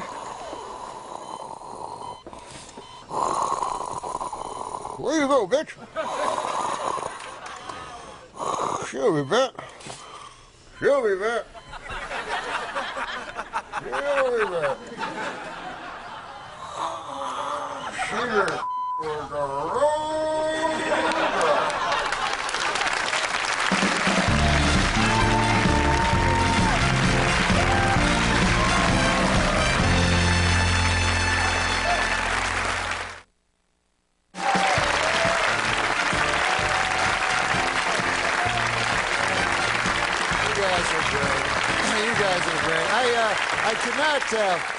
I could not for the life of me figure out how to end the show. It's one of the toughest things to do. But I thought that the coolest ending in the history of television, to me, is 60 Minutes, because it has Andy Rooney. And I don't know if you've ever seen that 60-minute show, but holy Christ, man, you have to plow through those first 57 minutes of those blowhards talking about Rwanda or some violinist or something, until finally you get to Andy Rooney, which is the only reason you watch the show. So anyways, I tried to get Andy Rooney to do the show, but Mr. Rooney would not do it. We couldn't get Andy Rooney. But we got the next best thing. Me in heavy prosthetic makeup. So check this out. Here's some Andy Rooney for you. It seems everyone is doing drugs nowadays. I suppose one of the worst drugs is heroin, or as they call it in the street, junk. I don't know why they call heroin junk. I mean, it's not because it's cheap or something you'd want to throw away. But when you think about it, we all do drugs in one form or another. For instance, I like to drink coffee. I know it's bad for me, but I enjoy it. Sometimes I'll have 5 or 6 cups a day. And coffee contains a drug called caffeine. So, I guess you could say that I'm a drug addict, because every day I do a drug called caffeine. And also peyote. Some people do drugs without even knowing they're doing drugs. At last year's Christmas party, I put 4 Rufinols into Leslie Stahl's eggnog. Then dragged her up here to my office, ate a handful of peyote, and we had a little party of our own. The next day, she remembered none of it, so it was all just harmless fun, really. When someone thinks too highly of themselves, we say, that fellow has a big head. I remember one time, in the midst of a 3-week peyote binge, I looked over at Morley Safer, and his head was 40 feet wide. I don't know if they have a drug that could cure that. Perhaps 300 cc's of pure adrenaline shot into the underside of his balls. All right,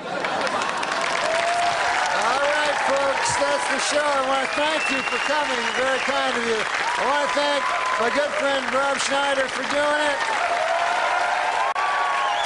And I want to, that's all the guys I want to thank. Thank you very much.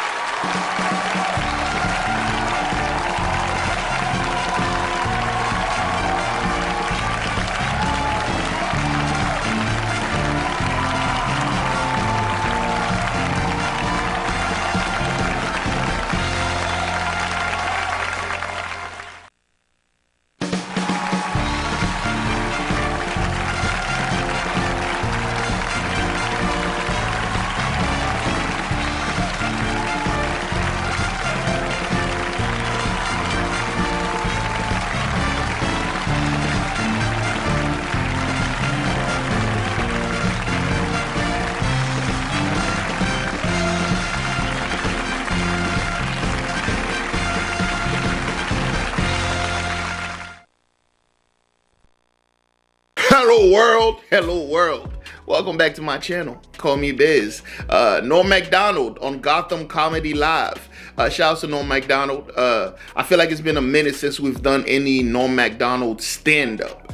All right, you know, I've been doing like compilations and different stuff, but this is I like to watch his stand-up. His stand-up is dope also, so here we are. All right, let me know what other stand-up clip from Norm MacDonald y'all want to see. All right, and don't forget to like the video, leave a comment, and hit that subscribe button. I do appreciate it. It's always good to know how y'all feeling. And also shout outs to all the members of the channel. I do love and appreciate y'all. So shout outs to y'all. Yeah, and no more ghost watching. Let's get it. Thank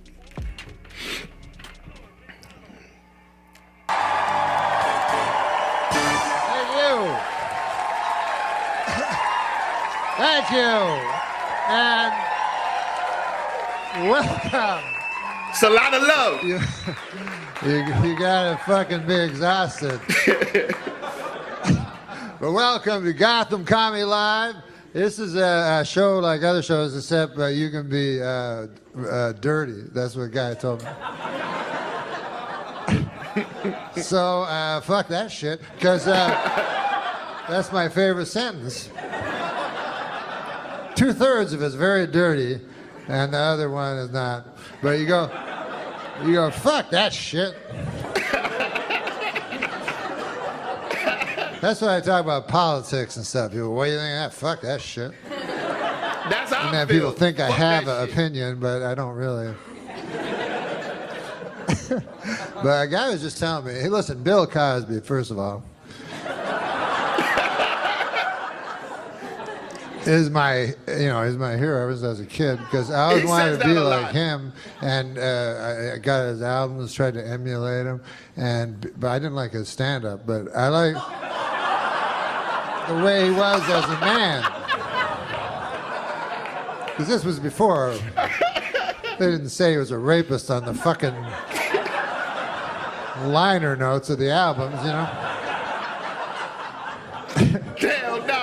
That's what my buddy said. He said, the worst part about Cosby was he was a hypocrite. And I said, I don't think that was the worst part.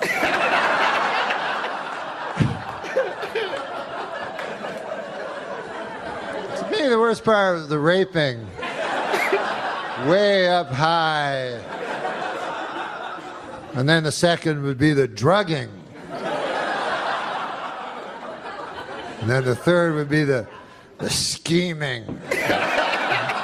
But anyways, hypocrisy would be way fucking down the line, you know, like on the 4th page or some shit. Like, I'm no expert, but I think probably most rapists are hypocrites.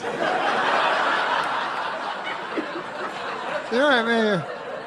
You know, I meet a lot of guys go, I like to rape, I don't give a fuck. I know it's not a politically correct thing to say, but I like raping. God damn, at least he's not a hypocrite. That's the worst. That's the worst part of it. But he. No cooking. Let him cook. Let him cook. Imagine you're a girl. Some of you will be easier. No, imagine you're a girl. You're in a gift shop in Vegas or some shit. Go, I'm gonna buy this snow globe for my. Oh, it's the most famous guy ever, Cosby. You know, Cosby's there, and he's like, "You want to go to my room? It's the biggest room ever." And so you go, "Yeah, of course I want to go to your room. Biggest star ever, biggest room ever. What the fuck? You don't even have to be a girl. You fucking go." And then you go up, and then you're like, "Fuck, look at this. I've never seen." And he's like, "You want a glass of water?" You go, "Yes, that would be nice." And then you go, "Why is it purple? Why is it fizzing? Like in a monster movie. Just drink it. It's famous people water." That fancy water. And everything goes fucking crazy and shit. And they come out of it, they're like, "What the fuck? I was just in the gift shop. What's that? Cosby cock?" I can swear that's a Cosby cock. That's impossible. A Cosby cock? Why would there be a Cosby cock in my face? Wait a second, I remember. I'll call for help. Hypocrisy! A man committed hypocrisy on me in room 10304-204. There's too many numbers in the hotel room. Can't remember it all. God damn. Cosby. But when you think about that show, people are a hypocrite and shit. But in a way, when you think about the show he had a regular fucking life. But then what was his job? He looked in women's pussies and stuff. And you never saw it. They never showed you that part. So in a way, maybe he wasn't a hypocrite. Wow. What the fuck? I don't even know what's wrong with hypocrisy anyways. What's the problem with hypocrisy, you know? People always against it go, you know what I hate worse than anything? Hypocrite. But imagine your life if you weren't a hypocrite, you know what I mean? Like if you had a kid, you go, okay, Billy, you're 7 years old now. You know what I mean? And then you tell them who you really are.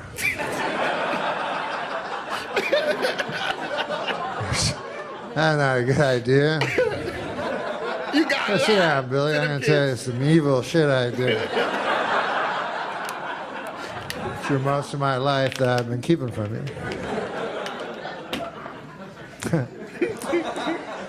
So Cosby was a hypocrite. But it's like one of those little things. You know when people do like real bad things and then they add on a little thing? It happens a lot in crime and shit. Like I remember, I'm just swearing because I can.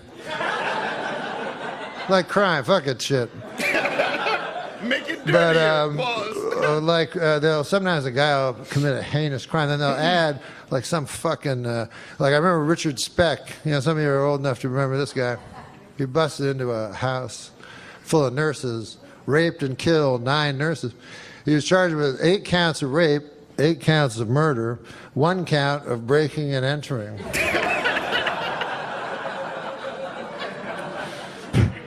So the whole defense became, I tell you, that door was a little bit open. You could have jimmied that open. We're going to take pictures of it and show it to the jury. Blow them up.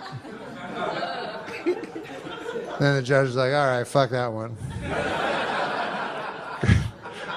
Because judges are wise, like owls. That's how they become judges. So the judge knows he doesn't want the guy, 8 counts guilty, 8 counts guilty, and on the case of breaking and entering, innocent. And then he's like, hey, what did I tell you, everybody? Any win is a win. Any win is Waving a win. at people with his orange thing. Hey, a guy told me that, I don't know if you've heard this, Bruce Jenner is going to go back maybe to being a man. How?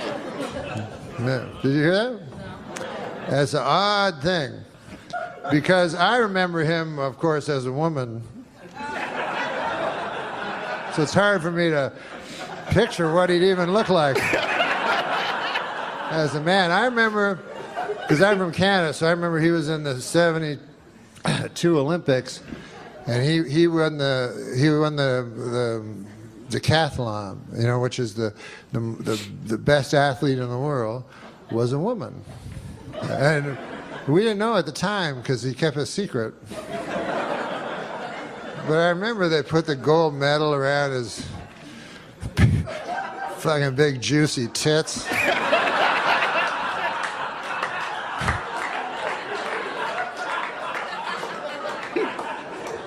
And that to me is when he should have just gone, I'm a lady, and then that would have been good for the LGBTG. The community, you know, the community. I don't know if you've been over and seen them and shit, but it's a nice community. And it would have been good, all the LGBTBL. I try to be inclusive of all the letters in the alphabet. Oh, shit. But, you know, then he waited. That's the problem. He waited till he was 65. That's when Bruce Jenner decided to tell us he was a lady. Now, I don't know about you guys, but to me, is there really that much difference between a 65-year-old? At some point, you got to realize you're just some old thing nobody wants to fuck. So stupid. All right, guys.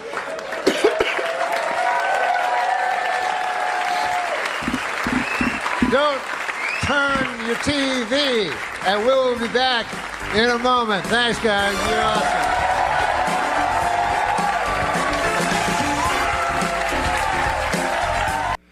Man, great set by Norm. He actually fucking killed it. The whole hypocrite thing. First of all, Bill Cosby, Bill Cosby's like the, you know, the father, the father figure. You know, he was like the straight and narrow guy.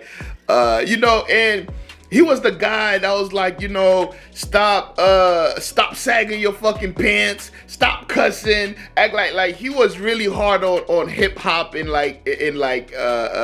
even the newer comedians that was coming up. Like I remember Eddie Murphy was talking about him and said, like, you know, he ain't like Eddie Murphy's comedy, and you know, he said that to a lot of comedians because he was like this clean guy, and then when all this stuff started to come out, it was like, what the fuck?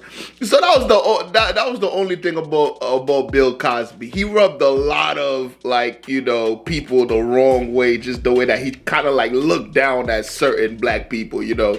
But it wasn't like looking down and like disgust. It was like a father figure, you know. It's like when you're a kid, your father told you not to get braids, and then you see an old picture of him, he had braids, and then you're like, what the fuck's going on here? But another point too, like the whole hypocrite thing. Of course, like everyone is a hypocrite.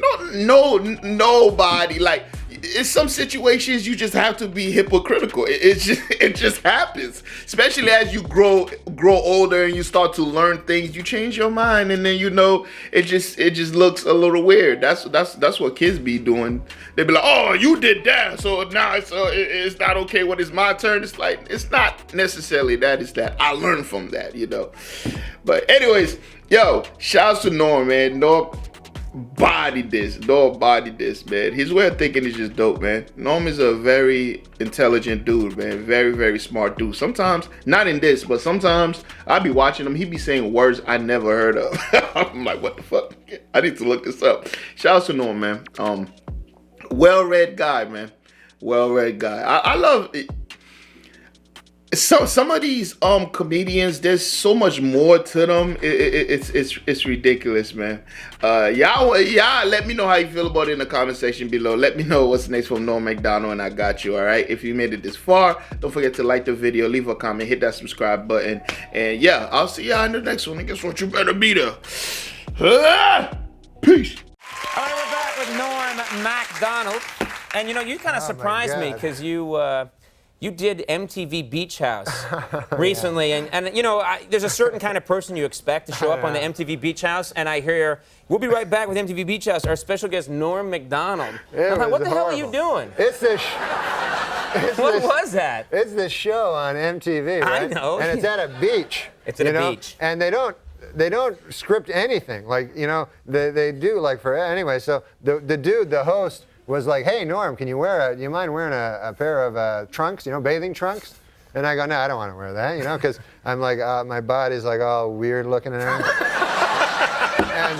And everybody else is super hot ladies and super hot men, you know, I don't, you know, whatever. Whatever you, wow, got an issue about that. All right, go ahead. So I'm on the show, right? So they're saying, hey, come on, seriously, put on the trunks. I'm like, no, man, I don't want to. So then they think this will be funny. They go, hey, we're going to show you a fashion show. Some dudes will come out, you know, and show you, you see what you think. I go, what? So all of a sudden, these three dudes come out, right, dancing around in their thongs and shorts and everything. They're wearing thongs or shorts? Which one? Bathing trunks, but some of them are like thongs where you can see their dirty arses. So,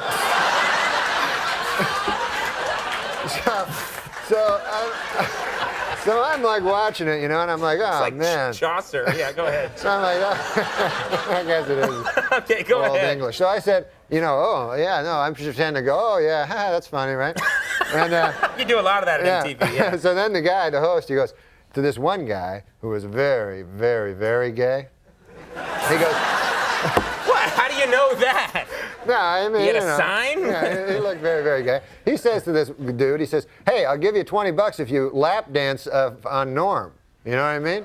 Right. All of a sudden, this dude like, "Hey, $20." I guess he didn't have much money. Starts running towards me, right? So I look up. Here's this nude, almost nude dude running towards me, right? So I think in my head, okay, man, pretty soon the guy's going to be writhing around on my lap with his ass, you know, and I don't want that on TV, you know, forever. No, it's okay to talk about it, but you don't want to see it. Right. They videotape that, and it's there forever. So, meanwhile, what can I do? You know, you can't hit a guy because it looks bad. You know what I mean? You know? Even though, of course, a woman could hit a naked guy running at him. Sure, it'd be that's fine. okay, But but- a man can't hit him. Yeah. So I have to think fast. It's only a second. So I bolt. I take off, right? You started running too? Yeah, running down the beach. The guy catch you or no? Yeah, and then I had to come back on. They're like, "Oh, Mr. Homophobic, I won't let a guy grind his ass into you."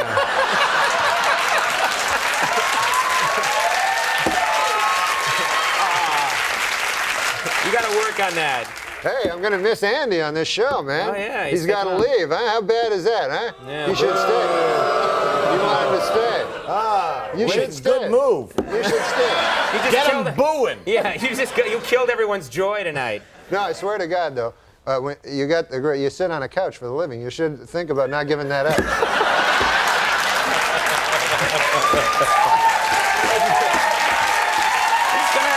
That's a great job. That's a great job. You sit on a couch, and you sit on a chair. It got to be too much, though. I'm looking to lay down. Got to tone it down a bit. No, but you're a great man, and I'm going to miss you on the Thank show, you. man. You're a Thank great you. man, isn't he? Thank you. Great man. Maybe he'll change his mind. Maybe. I keep asking him. Yeah. He's like, nope. Maybe if the internet, they start like writing "Save Andy," you know what I mean? It's not save him because he's It's leaving. his choice. Yeah. That's the hard thing. Now, listen, we want to talk about your uncle because every time you come on the show, you have a story about your uncle who lives up in Canada. Oh yeah, he's a Frenchman. Yeah. Yeah. And you always have like a little story about him. Jean-Luc. Oh yeah, he's a crazy character, that dude. He originally visited New York City. Hello? I'm just having a drink. I can listen to you and have a drink. It's not like I went like this. Hold it. Ooh. Ah, liquid. Huh? I'm still here. Let's see if I got this right. You've got an uncle, lives up in Canada, named Jean-Luc. Jean-Luc. Occasionally he visits. Once time he visited New York. I go to New York. So I'm living in New York, you know? And Jean-Luc, I'm excited. Jean-Luc's going to come by, my crazy Frenchman uncle. So he gets in the cab, right? When he gets to the airport. Yeah, when he gets to the airport, the cab driver picks him up, and the cab driver says to him, "Hey, Frenchman," he says, "Do you like riddles?" You know. So my uncle Jean-Luc is like, "Ah, yes, I love the riddles." That's how he talks. He goes, "I like nothing better than a riddle." So the cabbie's like, "All right, here's one, right?" So he says, "Here's the riddle: his brothers and sisters, I have none, but this man's father is my father's son." So my uncle goes, I don't know. Right? So the cabbie goes, it's me. It's me. Oh, yeah, makes sense. Oh, he thinks about it. Oh, by God, he says, that's a good riddle there. He says, I have to tell my wife, Mary Claire, when I get back to Gaspé. That's where he lives, Gaspé. Right. So he's like, take me back to the airport. And the cabbie's like, what? Right? The cabbie's like, I thought you wanted to go visit Norm there. No. I go back to the airport. All right, you know, I have to tell Mary Claire. Seems odd, right? Gets back on the plane, flies all the way back home there to Gaspé. And he gets back, right? Runs in the door. Mary Claire, where's vous? You know, where are you, Mary Claire? Come on down here. I have a riddle for you. She goes, ooh, Jean-Luc, I love the riddle. She's a woman, high voice. Michael Jackson was visiting. Yeah, all right. So, you're going to love this riddle. How was New York? Forget about that. I got the riddle. Brothers and sisters, I have none. But this man's father is my father's son. She goes, I don't know. Who is it? Some cab driver back in New York.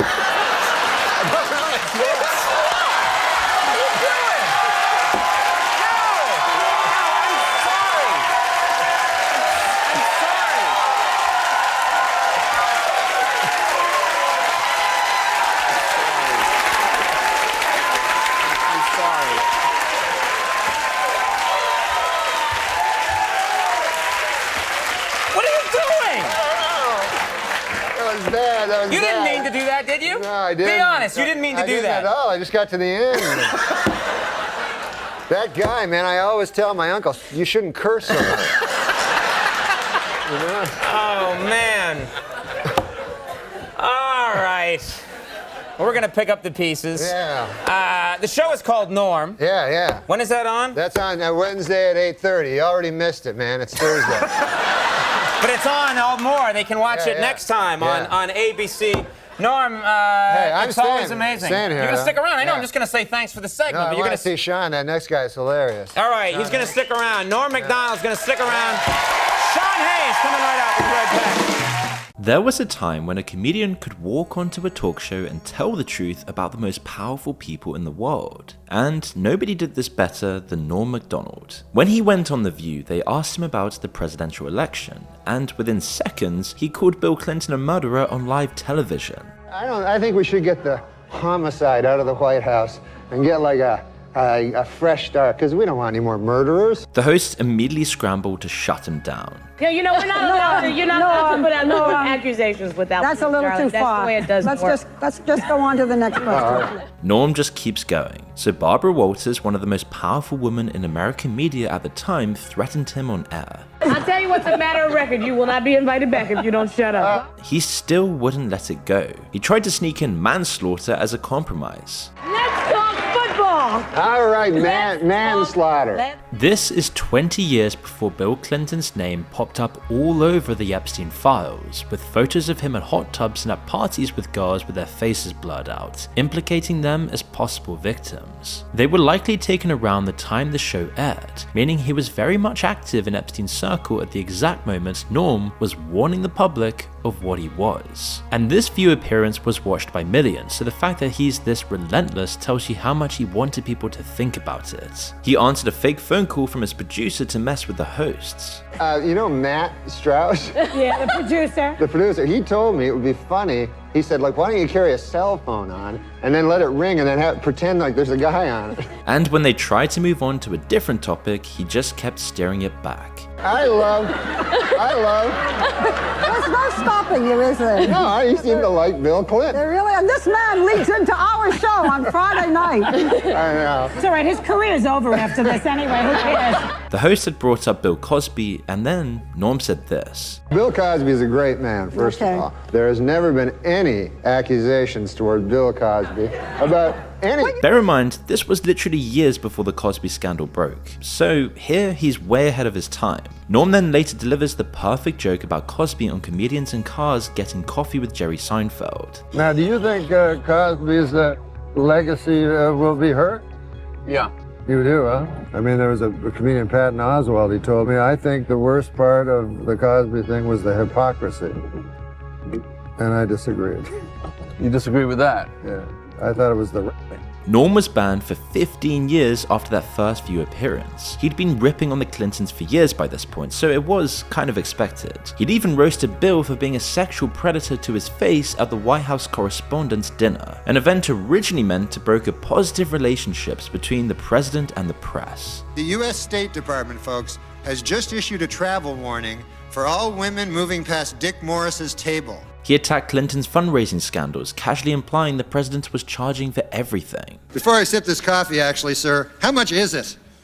How much would a cup of coffee cost in a place like this? I didn't want to get, I didn't want to see $90,000 on my bill later. I thought this was kind of sad. I heard last night that President Clinton charged Abraham Lincoln's ghost $10,000 to sleep in his own bed. He joked about the head of ABC News and the affairs everyone in the media knew about but wouldn't report on. The joke being that sleeping around was so normal at the network that sleeping with your own wife was the scandal. There's a rumor that last week, a certain, I don't want to say who it is, a certain gentleman in ABC News, he went to a party and he got really drunk and he ended up having sex with his own wife. He also pursued journalist Larry King, who is famous for marrying much younger women. Table 10, wherever you are, table 10. We're sorry your waitress hasn't been there in a while. Larry King just married her. Months later, the world found out about Clinton's affair with the White House intern Monica Lewinsky. Then there's the infamous painting of him in a blue dress found in Epstein's New York townhouse. The artist confirmed that the blue dress is a reference to Monica's blue dress, which was a central piece of evidence in Clinton's affair. Lewinsky's dress famously contained Clinton's DNA and was cited by lawmakers as proof he lied. Clinton appears in 3,584 documents, 63 flight logs, and 195 emails in the Epstein case files. Norm had his card marked while everyone kept their mouths shut, and we know the Monica controversy is simply a drop in the ocean.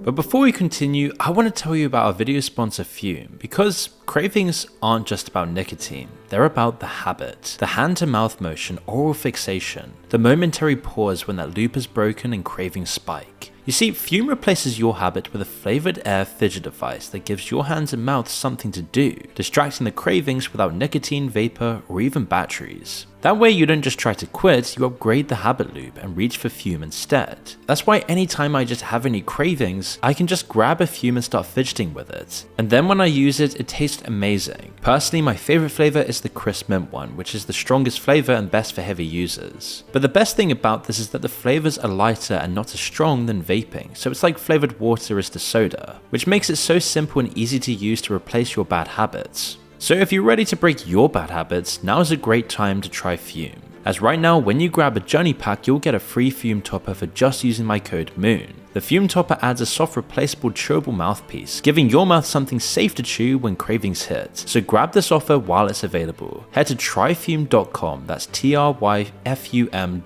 and use code MOON to get your free Fume topper with your journey pack. But this was one night of thousands. Norm did this every single week for years on Weekend Update, a new sketch in Saturday Night Live featuring headlines that were both lethal and uncannily prescient. This weekend, veteran news anchorman David Brinkley apologized to Bill Clinton for an election night commentary in which he called the president, quote, boring and uncreative.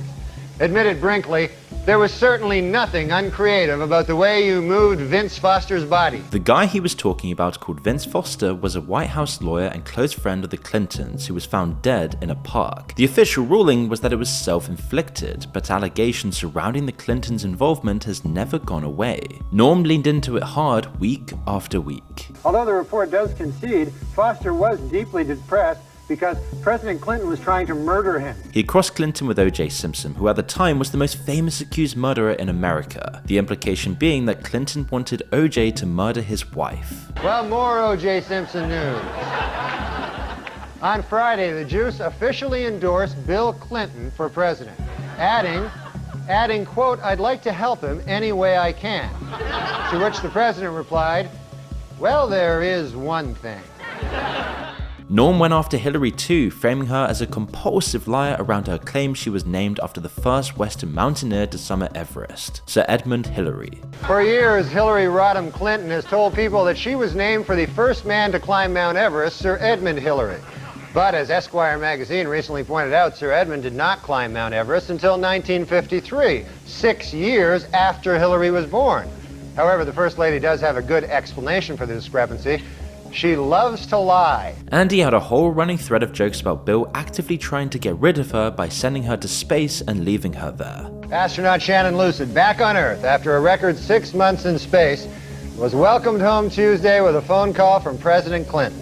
Said the president, quote, this is just the beginning. One day we'll be able to send an American into space indefinitely, and I hope it's a woman. On Weekend Update, he had a desk and a script, and it was framed as comedy. On The View later on in his career, he said it out loud as himself on one of America's most obviously pro-establishment shows. But in both cases, he was exposing exactly how debauched and messed up the elites truly were, decades before the public understood the factual basis for his comments. That was a recurring theme over a remarkably consistent career that had many other high-profile targets. Michael Jackson got absolutely destroyed at a time when he was the most popular musical artist in the world. This week in a secret ceremony in Australia, Michael Jackson was married for the second time. Asked what makes his new bride special, the King of Pop said, quote, she has taught me about the power of imagination, like imagining that a grown woman is a 10-year-old boy. You know he's a homosexual pedophile, right? You understand? And there's this bit on Conan which deliberately blurred some boundaries and left Conan looking stunned.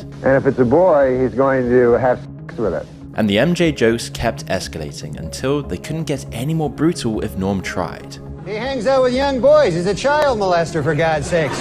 Michael Jackson is a homosexual pedophile. He's already molested a one-day-old boy. You can hear how the audience is split, some groaning, some nervous laughing, some finding it hilarious. Bear in mind, this was way before Jackson's criminal trial, decades before leaving Neverland. MJ's legal team was one of the most aggressive in the industry. Norm's boss at SNL, Lorne Michaels, kept on warning him about lawsuits. Norm honestly didn't care. You want a lawsuit by Michael Jackson? Oh, he's suggesting passive And then I aggressive. go, that's cool. I like a I'm just answering his question. I go, that'd be cool. Michael Jackson suing me? And Eventually, those Weekend Update roasting sessions became a comedy tradition that people learned to love. He outright just joked that Tom Cruise was gay without even needing a punchline. In an interview in this month's Vanity Fair, actor Tom Cruise attempts to end once and for all rumors that he is gay. Or there's this joke about Marlon Brando falling off the Hollywood wagon. Last week on Larry King Live, Marlon Brando made the shocking statement that Hollywood is, quote, run by Jews. In response, outraged Jewish organizations made it snow in New York in April. Norm deliberately mismatched his casual delivery with the severity of what he was saying. He just ducked and weaved his way out of trouble by using his tried and tested strategy of telling the truth with enough sarcasm to make anything appear marginal. You can tell the truth, word for word, absolutely true, but when you do it, you use a sarcastic accent. But he'd eventually make one enemy that would punish him in the most cowardly way possible. O.J. Simpson was charged with murdering his ex-wife Nicole Brown Simpson and her friend Ron Goldman in 1994. The trial became the most watched event in American television history, and despite what most people considered overwhelming evidence, he was acquitted. From his very first Weekend Update, Norm called O.J. a murderer, and then he did it again and again for years across 60 consecutive shows. O.J. Simpson's lawyers say they don't want the families of Nicole Brown and Ronald Goldman in the courtroom during the trial. They're afraid the presence of the family members will just remind O.J. of how much more killing he still has to do. Well, O.J. Simpson's lawyers stopped feuding this week, finally. The Dream Team F. Lee Bailey and Robert Shapiro were able to put aside their differences and express their admiration for each other after O.J. threatened to cut their heads off. Never letting the public forget. The trial verdict was a cultural earthquake, and here's what Norm said the night of the acquittal to the cheers of the audience. Well, it is finally official. Murder is legal in the state of California. The jokes then get darker and more absurd as the trial faded from the news, but Norm never moved on. And in the O.J. Simpson trial, after grisly photos of the murdered Nicole Brown Simpson were shown in court, O.J. turned his head away and wept. It was at that moment that he realized he would never be able to kill her again. According to retailers, the most popular Halloween mask this year is O.J. Simpson. And the most popular Halloween greeting is, I'll kill you and that guy who's bringing over your glasses, or treat. He inserted O.J. references into completely unrelated stories. And the Pope came out with a book this week, which contains a series of essays examining faith and morality in today's secular world, and the changing role of the Catholic Church as it approaches the 21st century. The book is entitled, God Himself Told Me That O.J. is Guilty. Every single week, no matter what the news was, he found a way to call O.J. Simpson a murderer on national television. He even joked about O.J. at the ESPYs. And there's Charles Woodson. How about that? And what a season he had. That is something that no one can ever take away from you. Unless you kill your wife and a waiter, in which case... But this whole time, the head of NBC's West Coast division was watching his every move. Because he was O.J. Simpson's personal friend and golfing buddy. He allegedly threw a party for the jurors who acquitted Simpson, and he desperately wanted Norm to stop. Obviously, Norm wasn't planning on that anytime soon. So, he just fired him and removed him from the Weekend Update from the start of 1998. The official reason was declining ratings, but nobody bought it, and that same excuse has been used to fire many comedians from similar roles since then. The NBC executive also told Conan to stop booking Norm on late night, but Conan thankfully ignored him and kept booking Norm at least 25 more times. A year later, Norm was then rehired in pretty much the same career arc Shane Gillis followed years later, and his opening monologue was one for the ages. Classic industry U-turn where cancelling someone merely strengthened their resolve and popularity. Norm was still the best in the business and the best man for the job, but for all the people he went after, he was far from indiscriminate. He was painstakingly careful about whom he accused and what he accused them of, which means when he picked someone, there was a reason. In 2008, Comedy Central asked Norm to perform the roast of his close friend Bob Saget. So Norm called to discuss what he was going to do. And he called me and he said, Saget, I can't say mean things about you. You're my friend. I don't even want to do it, but I'm going to do it because it's you. Then Norm told Saget he was going to read jokes from a 1940s joke book. Saget told him to at least throw in an occasional cuss word, but Norm refused. I'm just going to read jokes from a 40s joke book. And I said, Norm, that's fine. I mean, you know what you're doing, but you got to curse. I don't want to do that. I said, well, just throw in an arbitrary fuck. Nah, I'm not going to do that. So you've got a room full of professional comedians delivering the filthiest, most personal attacks they can think of, and then Norm gets up and cracks jokes like this. No, but Bob has a beautiful face, like a flower. Yeah, cauliflower. No offense, but your face looks like a cauliflower. No, I think that Bob should join the Ku Klux Klan, and that's not because he's racist. He's not racist. It's just that he'd look a lot better with a hood over his head on account of his face. Half the room didn't know what was happening, the other half were in tears, and then at the very end, Norm got suddenly emotional. Bob, honestly, has never had an unkind word for anybody, and I love him, and I hope everybody else does. So. Saget later said Norm basically didn't enjoy the roast format, which is ironic at first impression, but makes complete sense when you consider that roasting people without cause is just meaningless. The last thing Norm's comedy was meaningless, and that wasn't his style. So he made the very conscious decision to roast the roast. Because he didn't want to hurt his friend, and also he didn't want to do a roast. He didn't love the form. He was the master of playing on these kinds of contradictions, including probably his most famous joke when he told Conan he was a deeply closeted gay man who also wasn't gay. The thing that nobody knows about me is I'm a deeply closeted gay man. What? I mean, that's, you're a gay man? I'm not gay. I said I'm deeply closeted. What? I'm as straight as an arrow. So you're a gay man who won't admit it? No. Do you know what deeply closeted means? Yeah. It means a man who will not acknowledge that he's gay. Yes. The joke is a perfect loop that confuses Conan, confuses the audience, and technically never says anything at all. That was late era Norm, where his jokes sometimes had a distinctly intellectual and sometimes introspective tinge. He'd always deliberately hidden how smart he really was, having moved up 2 grades as a kid and studying mathematics and philosophy at university at the age of 16. He'd also hidden the fact he'd privately been battling cancer for years and told almost nobody. Well, I didn't know, but everyone else must have known. And then Jim Downey called me and said, you know, more or less, Conan, fuck you for not telling me about Norm. And I said, Jim, I didn't know. And Jim Downey said, I would think Downey might know. No, Jim didn't know. Yeah, Did you know? I did not know. I think 2 things about it, and they're diametrically opposed. One is I wish I had known because I would have told him what he meant to me. Yeah. And then there's the other side, which is great respect for him wanting to keep it private. Yeah. And him not wanting people to treat him any differently because he was sick. 3 years before he died in 2021, he went on The View again to essentially apologize for blundering over the Me Too movement. Norm said he was glad it had slowed down a bit after the sexual misconduct controversy with Louis C.K., and The Tonight Show cancelled his appearance as a result. Norm first went on The Howard Stern to explain himself and made it worse, saying, quote, "You'd have to have Down syndrome to not feel sorry for the victims." That View appearance was a stroke of genius encoded in Norm's comedy. He sat awkwardly popping Tic Tacs while the host walked him through his mistakes one by one. Every time he said something supposedly sincere, you can watch him pop another mint as a clue that his heart was not in this interaction even if his head was. It's always bad when you have to apologize for the apology. An apology. And stupidly, I was about to say that word, and I stopped and said, what's the right word to say? And then I said a different word that was equally. I realized at that moment that I'd done something unforgivable. They tried to confirm this humiliation attempt was working as intended. Now are you thinking twice before everything comes out of your mouth? Then he said something that sounds like a throwaway line but isn't. What's offensive is anything over the line, and I personally think almost everything is over the line. By that, he's saying everyone is offended by everything, yet somehow no one picked up on it. But this last line is the real tell, given that Norm spent years outing criminals before getting hauled in for a backfiring joke.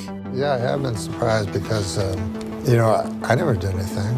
I mean, I spoke, but I mean, I don't want to be tossed in with people that actually did, not crimes, but sins, or, you know, I barely have consensual sex. He waited until they were satisfied he'd served them enough remorse, then slipped in a last-minute jab at the end. It was basically the proverbial middle finger to the whole fake operation. The industry never gave him the career his talent deserved. Norm never got his own late-night show, which Weekend Update was supposed to be the stepping stone towards. His sitcom lasted 3 years and vanished. He was touring 44 weeks a year into his late 50s because he couldn't afford to stop. That's another reason he went where no one else dared, because as he claimed, he had little to lose. He was a compulsive gambler who lost everything multiple times over and wasn't materialistic in the slightest. He once joked that someone tried to sell him a guard dog to protect his valuables, but the dog would actually become his most valuable possession. This guy wanted to sell me a dog in the store. It was $600, this dog. Can you believe it? $600 for a dog? Oh, man. I was looking to pay, you know, a buck. I just wanted a bargain dog, a nice discount dog, a cheap, off-the-rack kind of dog, any kind of, show me to your bin of dogs, my good man, I said to the guy. But this guy says, no, he says, why don't you buy this dog? He says, it's $600, this dog, but he says, this dog is a pit bull. He says, this dog will protect your valuables. You know? And I don't even have anything very valuable, you know. I buy the pit bull, that would be the most valuable thing I have. I'd have to buy something to protect it then, you know. I'd be out shopping for wolverines the next day there. Show me something in a timber wolf if you could. If anything, the sicker he became, the more relaxed he seemed, and he kept up his sharp commentary on current affairs rather than retreating into the background. When Epstein was found dead in his cell, Norm posted a single tweet that cut to the very core of the entire topic. A man is a coin, no observe without reverse. If you like, remember Jeff Epstein as a monster, destroying lives with wicked nonchalance. But for me, I will remember him as the man who killed Jeff Epstein. You have to think about that last line again where he says the man who killed Jeff Epstein. Norm is saying Epstein killed himself, but by framing it as something Epstein did to Epstein, he's making the death sound like a hit. Either Epstein killed himself and that's suspicious, or someone else killed him and it was covered up, which elegantly covers both bases. Before that more famous post, he posted something more to the point like his earlier style of comedy, saying Epstein was point blank murdered by his powerful friends. Considered that was his gut instinct and not a widely held view at the time, and when Norm had a gut instinct, he usually was right. Hey, did Jeffrey Epstein commit S? Was he on S watch? Impossible. Was he murdered by his rich and powerful friends? At the same time, he also kept on defending others from the industry's injustices. When Shane Gillis was hired and then publicly fired from Saturday Night Live in 2019, Norm was among the very few in the industry to speak out. With the media labeling him as a bigot, Norm picked up the phone and talked to him for an hour. Norm MacDonald was a cool one. Really? Yeah, that was a cool one. I talked to him for like an hour. No! On the phone, yeah. Wow. It was crazy. He's another guy that's exactly who you think he is, you know? 2 years after that phone call, Norm called it a draw with cancer after 9 years. I'm pretty sure if the cancer dies, I mean, if you die, the cancer also dies at exactly the same time. So that, to me, is not a loss, that's a draw. His legacy has only created more supporters for the very fact that it's going out of fashion. Every time another scandal breaks, everyone looks back at a time when influential comedians like Norm would go straight for the jugular regardless of the consequences. The question of why exactly he hounded powerful people doesn't have a single clear answer, because he deliberately obscured his own motivations. He professed to not know or care about politics. People had very strong opinions on the election. You know, some people had very strong opinions one way, and other people had strong opinions the other way. And I didn't have any opinions at all. I don't have really any opinions on anything. Like, you ever watch the CNN and they'll have the polls, you know, and it'll be like, what do you think about embryonic stem cell research? And then it'll be like, see, there you go. It'll be like 52% yes, 46% no, 6% I don't know. See? And that's me. I don't know.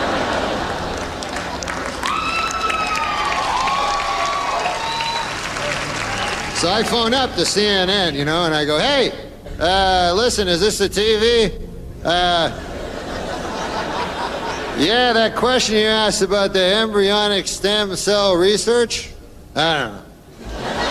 What he cared about was the corrupt human impulses that lie beneath the whole act, why people lie, who they protect, and what they'll tolerate to uphold certain ideals. There's now a whole class of people doing exactly what Norm was criticizing throughout his career. When Conan made this joke in his 2026 Oscars opening monologue, the reaction was colder than ever, and the elites hated it, even though he didn't call anyone out by name. Well, at least we arrest our pedophiles. He hits on a key point that describes something that has happened since Norm's younger days. Comedy has entered a new era where the source material is more extreme than ever. MJ, Cosby, the Clintons, and OJ all seem like outliers at the time, but we now know they're definitely not, and the structure is much deeper than a few creepy individuals. Dismantling it, whatever it really is, has become impossible. We're also less shocked because we're desensitized. Conventionally, art is supposed to get more extreme as time goes on. Hitchcock's Psycho left people throwing up at the shower scene in 1960. Now, kids watch gory Netflix horrors while eating dinner. Modern culture is headed towards some permanent state of maximalism where everything is more exaggerated, more dramatic, and the threshold for a reaction is higher than ever. A case like Epstein would have shattered the tone of public life for years in Norm's era, but today it's merely blurring into the ambient noise. Maybe that's why he still feels alive. He was operating in a culture that still had the capacity to be stunned by scandal, and he knew exactly how to play on that emotion. Now the scandals are more sinister, the evidence is available yet redacted, and the reaction paradoxically flattens because of how desensitized society has become. As Conan said himself in his Norm obituary, bravery means tremendous risk, and often loss. Norm was highly principled and he paid dearly for his refusal to compromise. At least the few risk-taking comedians there are left, like Shane, Conan, and Ricky Gervais, have Norm's jokes to look back on.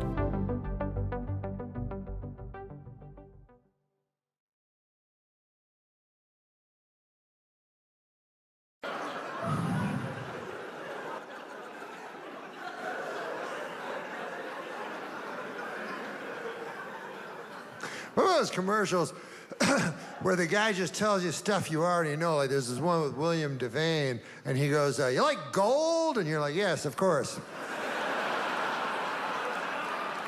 You should buy a big bar of gold and put it in your safe. You go, well, I wish I could. That'd be very nice.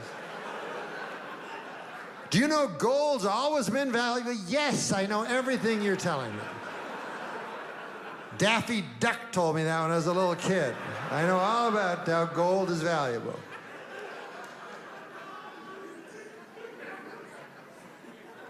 There's one that I don't understand, but it's called reverse mortgage. I've never heard of one of these fucking things. And it has a guy on it, and he goes, I'm a guy. And I want to tell you about reverse mortgages. You've probably never heard of them, but you all know what a mortgage is. That's when you and your loved one, you get together a grub stake, you know, a little bit of money, and by God, you put it down on a piece of land or a house, you know? And then every month you pay what's called a mortgage, you know, which is some money to the bank. And then 20 years pass or 30, and you have a big party with your friends, all your kith and kin come, and you burn the mortgage, and by God, you own a piece of the American dream. Anyways, this is the complete opposite. So, we'd be glad to send you some brochures. It's a picture of you with no shelter.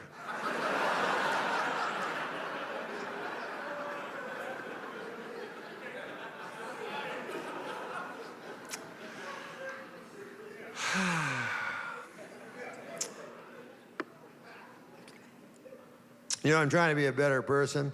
I don't know if you're religious or not. I'm sort of half religious, half not. I try to obey the commandments.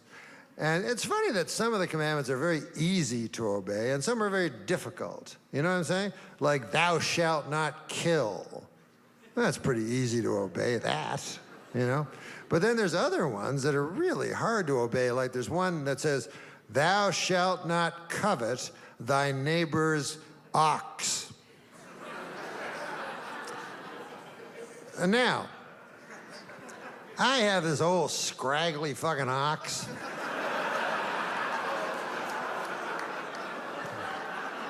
I bought him used. That was my first mistake.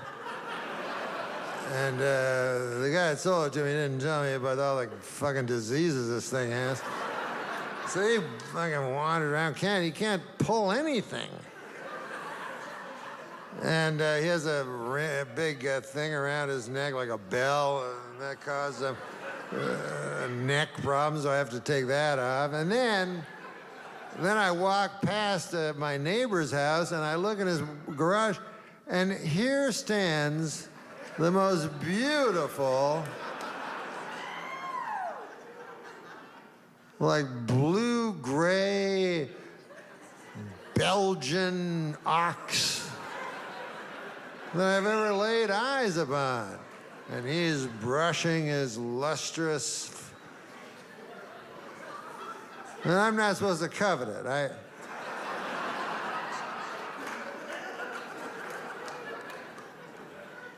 Thou shalt not bear false witness. That's a tough one.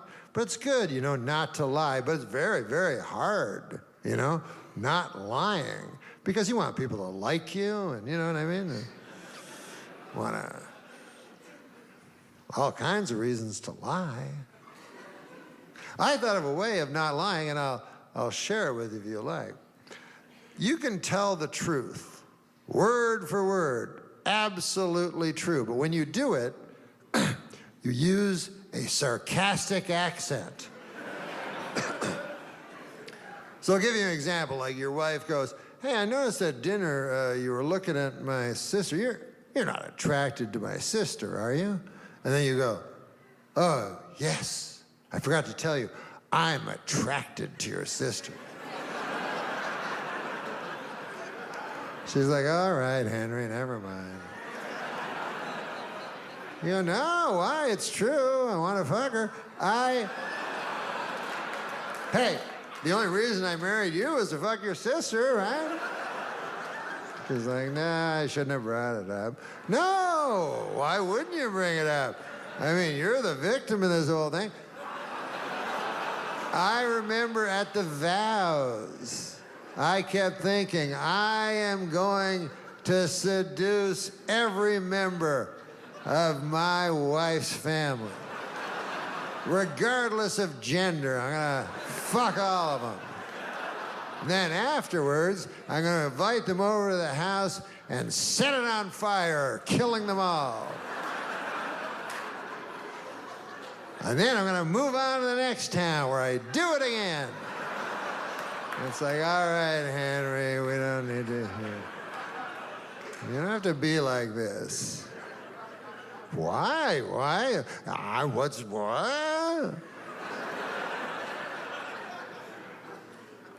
You're the good person in this scenario. I'm the guy that goes from town to town, fucking and murdering entire families, and leaving conflagrations of ashes that used to be human beings. I'm the most savage and prolific serial killer that ever was, and I've just never been found out yet, that's all. You know, just go to sleep. Yeah, I'll go to sleep, or maybe I'll buy kerosene all night.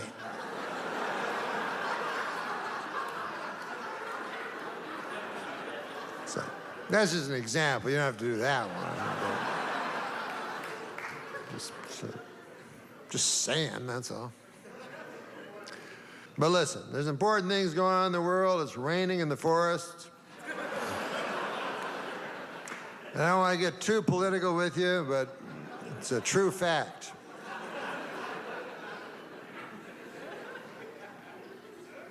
Now, I know science, and I would not be surprised at all if, like, 10 years from now, scientists went, God damn, it's good we burned down that motherfucking rainforest. Turned out that's where all the spiders and snakes lived and shit. That's what started that snake flu that nearly took everybody out. Nobody knows nothing.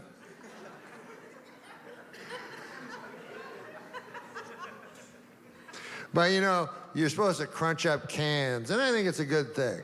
You got the orange and then the green, there's blue, and you crunch the cans and you put that, and you should do that. I'm not doing it, but you guys should do it because it's important, It's always supposed to be for the people from the future. That's how they try to trick you, They always go, the children are the future, which is true, but they said that when I was a child. Then I grew up, I was like, here I am, and they're like, now it's the other kids. I go, you fucker. I had a feeling there was something here.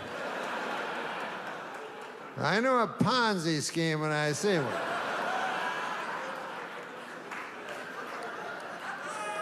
Now it's the other children.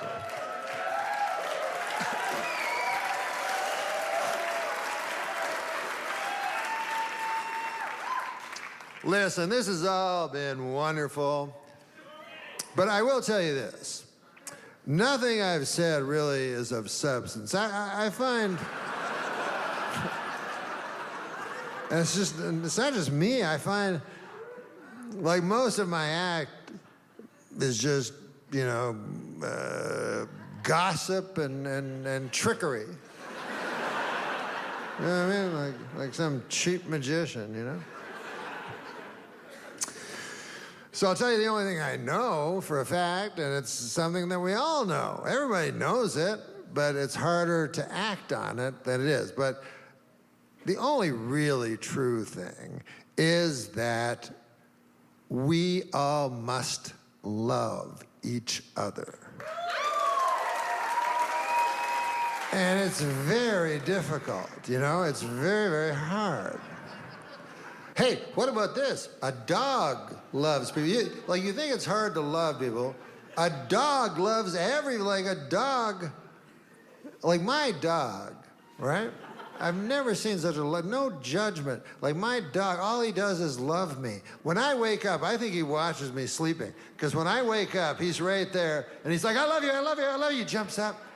He's licking my face, and he's like, I love you more than anything. You're the greatest. And I go, thanks, Tater. You're cool, too. I love you. I love you more than anything. I love you, too. Remember yesterday when you threw that bone and it turned out to be a rubber bone? I was like, yeah, it's a joke. I didn't mean to hurt your feelings, right? He goes, that wasn't. I wasn't. I was laughing. It was funny. You love me so much. And I love you. This is the greatest thing. I'm just going to kiss you and kiss you and kiss you forever. I go, yes, you can do that. I'm going to just keep kissing you. And I go, okay, get the fuck away from me, all right? Just leave me alone, would ya? I got to write shit into a magic phone and stuff. I got no time for this. Fucking dog stuff. And then my dog goes, you're right.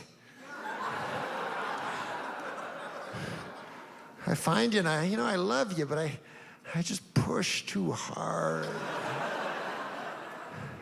I push and I push and I push and I push you away. I'm no good. I'm no damn good.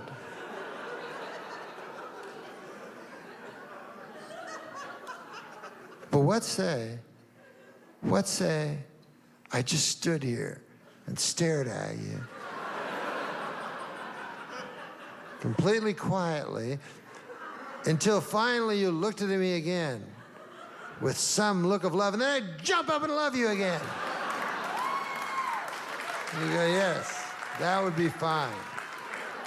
Do that.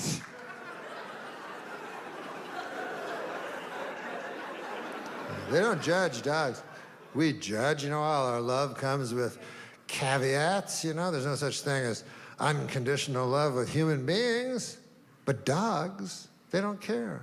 They love. Hitler had a dog. Now you think of that. I'm no fan of Hitler. I never liked him. I didn't like him before it was cool not to like him. But there was a dog in history who loved Hitler more than anyone. He would wake up in the morning, you know, go, "Where's Hitler?" You know? And Goering or something would go like, "He's not here, he's doing some evil stuff." I've explained to you, he spends most of his time doing evil stuff. You can't see him that often. He goes, "Okay, I know. I'm not trying to..." Listen, Goering, I love you. You know, I love Mengele, I love everybody. All of you guys are the greatest. But it's just Hitler is the greatest man who's ever lived.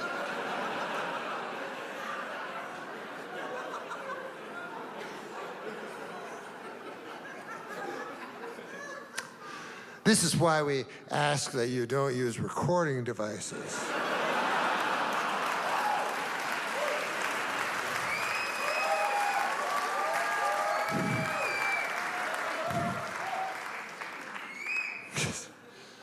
I don't want to be with fucking Harvey Levin tomorrow or something. Did you say Hitler was the great? And what would be my fucking answer? I go, "No, it was a dog." That wouldn't work. I'd be fucked. But I'll be goddamned if I'm going to end a special talking about Hitler. Yeah, that's what I'm going to do. And a special. I'm going to call my special Hitler's Dog.